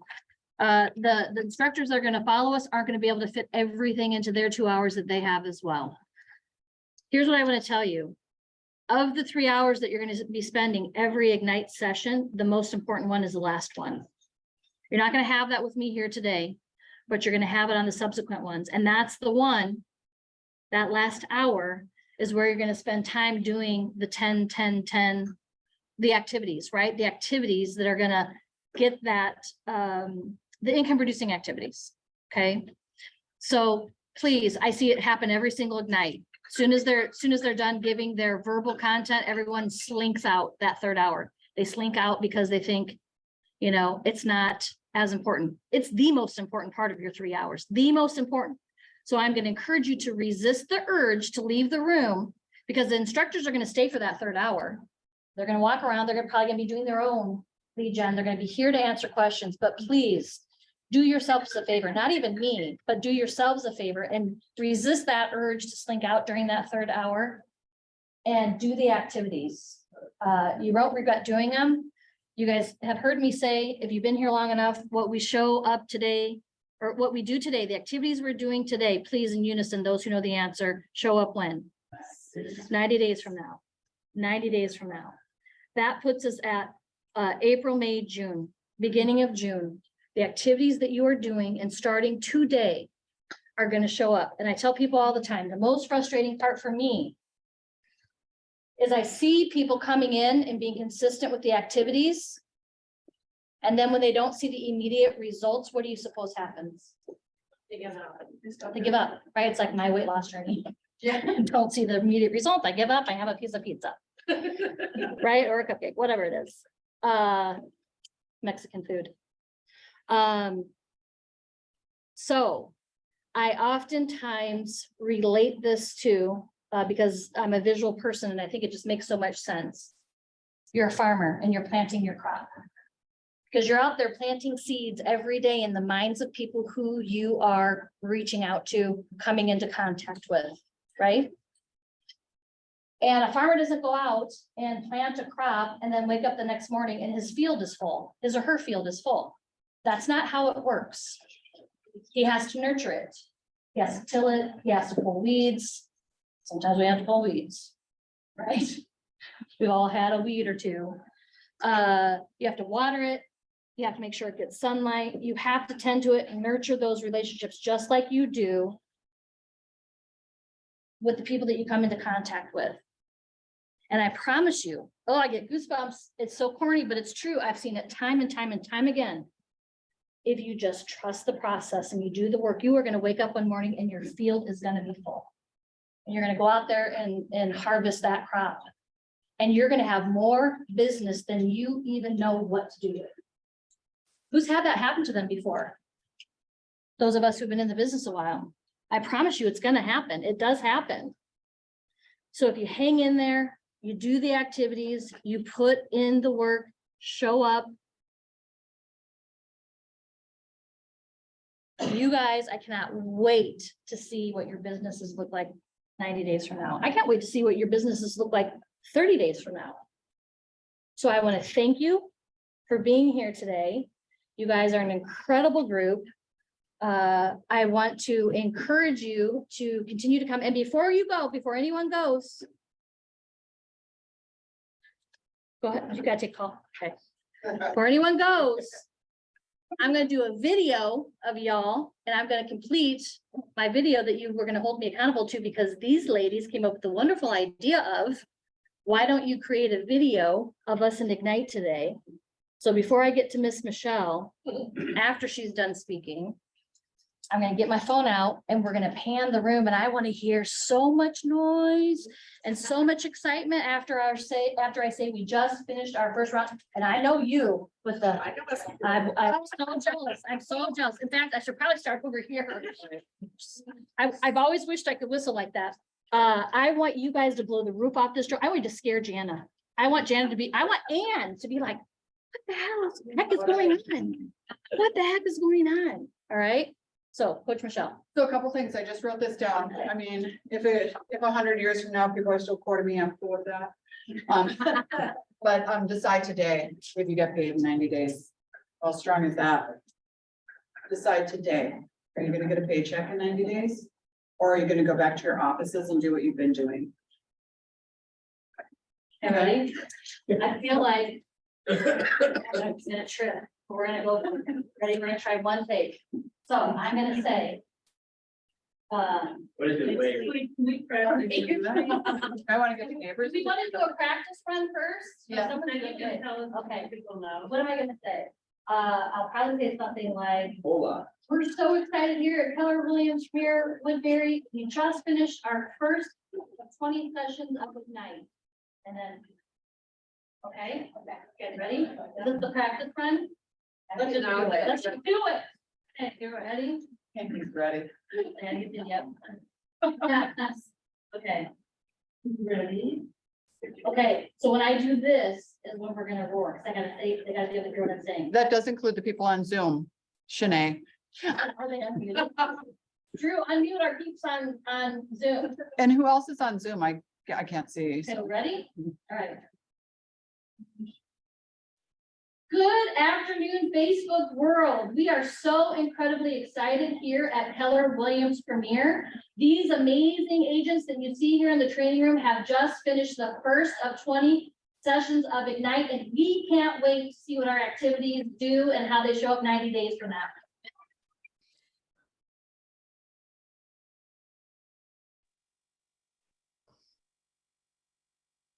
One hit wonders. I have so much. No, Ann comes in there. No. No. All right, well, you guys can practice. Thank you guys for being here. I hope that y'all took away a nugget or 2 or 3 or 10. Be back tomorrow. See you then. Take us home. What's that? Take us home. I'll tag y'all. Oh, and before anybody goes, what we're gonna do, I think we have 43 or 44 people in Ignite. We are gonna put you into smaller groups. Oh, I have one more thing when you're done. And you will then report to your group, your numbers daily. Accountability. Yeah, It's we're gonna create accountability. some accountability We're groups. gonna make them smaller groups. So we've got lots of different people. We have you guys who can come in here in person. We've got people that are working their day job and they can only see this at night. They will also be in groups. We have people that just can't make it in for other reasons and they're on Zoom. So you'll have quite the mix of people in your groups. My last caveat that I'll share is if you, profit share conversation, profit share conversation. If you are in a relationship with someone who is at another brokerage that is not getting the traction or the support that they want in order to find success in real estate, invite them to a session of Ignite. They can come to all of them if they want, or just one. Invite them, please. Thanks, guys. Have a great day. Have a Good good luck one. with Thank the you. calls and the conversations. You're gonna Go have get your today. note cards. Go get your. It's only 10 of them. Who can't knock that out in an hour? With a conversation, or they just. No, they're gonna just not. There's not a specific script that you have to use. It's just a conversation about real estate. Yep. I got a question. Okay. Aw, Shanae says, I wish I was there. We wish you were here too, Shanae. Oh, thank you. On an email. In Ignite? Yeah. Hey, Michelle, that's the dog. Why do you want? So I was gonna start doing an accountability. Okay, Like, what I called 2 weeks ago. Yeah. And $1,000 a week. So if you don't do it, you lose $1,000. Yeah, she's the one that doesn't have any. hey, So if you want to make it open to everything else, yeah, so, but me- it just got lowered to 500 today. oh, We figured it'd be easier. Okay. well, here's what I'm gonna recommend. Are you here tomorrow at the thing? Just ask for a few minutes, either at the beginning or at the end, maybe at the beginning. Sounds good. And let me know. Yeah, Thanks for being. no problem. How's baby mama doing? Good. She feeling okay? Due on the first day of bold, so she'll be there. If she goes into labor, she'll be there with everyone. Oh my gosh. Oh my goodness. We'll see Are if you, are I you come. taking hold? I'm going to. Good, good, Planning on it. good. I just might not be there the first day. Step. Well, I mean, first step, And I've awesome. Really. Yep. Thank you. Thank you for being here. There, my best friend is had a. Thank you, guys. Came here. Thank you, thank you. All right, thank you. Thank you. So yeah, I decided my little meeting about everybody. So you are going to lose your Dotson in the fur of this. Yeah, I'm excited.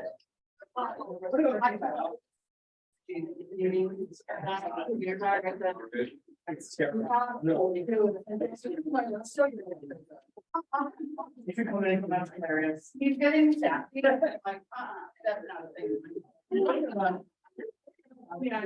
I am the sassy one. You're one of us. Can we have like a bring your fur baby to work day? Yeah. Sorry.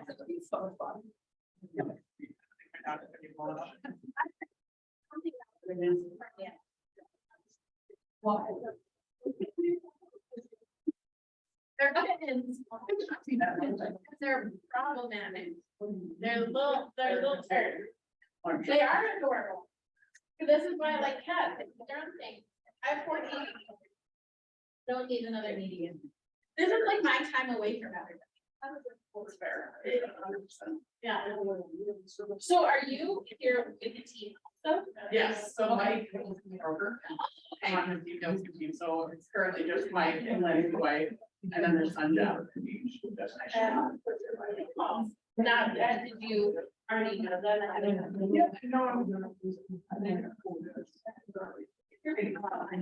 Yeah, I've known Mike and Lenny for 8 years now, but through the same time we're trying to work. So, yeah, I've known them for forever, they're dear friends, and I have to go to really see people find that she's doing. I just know my friend who works for a very small. Plus. It's all a hard kind of thing, really. It's great, I'm not saying there's nothing wrong with that, it's just like. When I really looked at myself and was looking at doing it, I was like, I just want to be PhD. Like, that was never. Yeah, I don't know, maybe not. I think somebody there to help you see myself. Exactly. Yeah, so then after COVID, when I stopped working at the end of kids, the first time we met her, like. So then I met with my Dylan at the end of COVID, I was like, yeah, let's grab some lunch, just talk. And I had questions, and by the time I left that lunch, I was on their team and started my. And like a month and a half later, I was like. That's amazing. Yeah, no, I love it. I think this is also the same hall office. Yeah. They were great, but I love coming to this much like, no.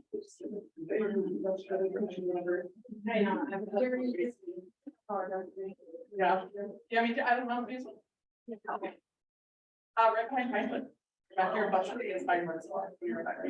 I'm ready to across the city hall behind the Walgreens there. Oh, yeah, yeah, but other miles, we watch. Yeah, the landmark stage. Yeah, yeah. No, exactly for that. Yeah, it's not very from West Hall. For sure. Very good. Yeah. Oh, you're living? Okay. Yeah, you know, but you're gonna make it yard, right? Yes, you just need to add it early. Oh, I struggled this morning, and then my daughter was just all her, so she had like. My conditioner, I was like, where's my conditioner? Because I didn't have it. It's my conditioner. I was like, I give up. I left before, I actually took my middle schooler to school. I could find my and then 2 others. And I left my house probably at like 7:20. And then I got home.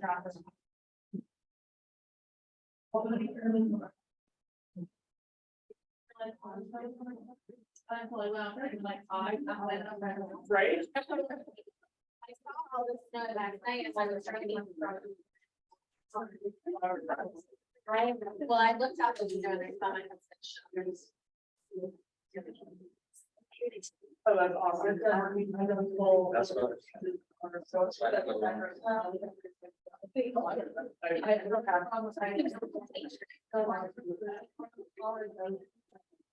We had the beginning of this month. We had our require we signed for.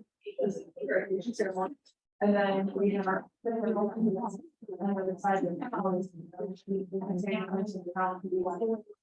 Right. And so we graduated from Cambridge. I know. In school from Sterling, I went to sequences for school and I went there.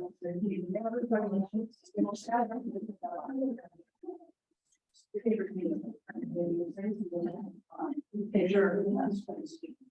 But, here in Cambridge for graduation ceremony in college, and then to go the other side, almost where is it, and then the other, that's great, that's. And so I was in my whole, concert attire. Heels, tights, dress, like the whole like zip down halfway kind of thing. And you're doing this with Gravity. Full outfit change. I got. And Yeah, I was this is what you need with gifts. So yeah. You'll leave all. Going down, the pedal or the brake, so I'll leave it like slam my. And I probably would notice for like 3 minutes, and if you know something else, I'm like, oh, sure. So the funny thing was that I really had one of the groups from the fire, Wendy, she did a little over. And she's following you, she's number, she wants me to get in my custom yells and my everything. She's here, I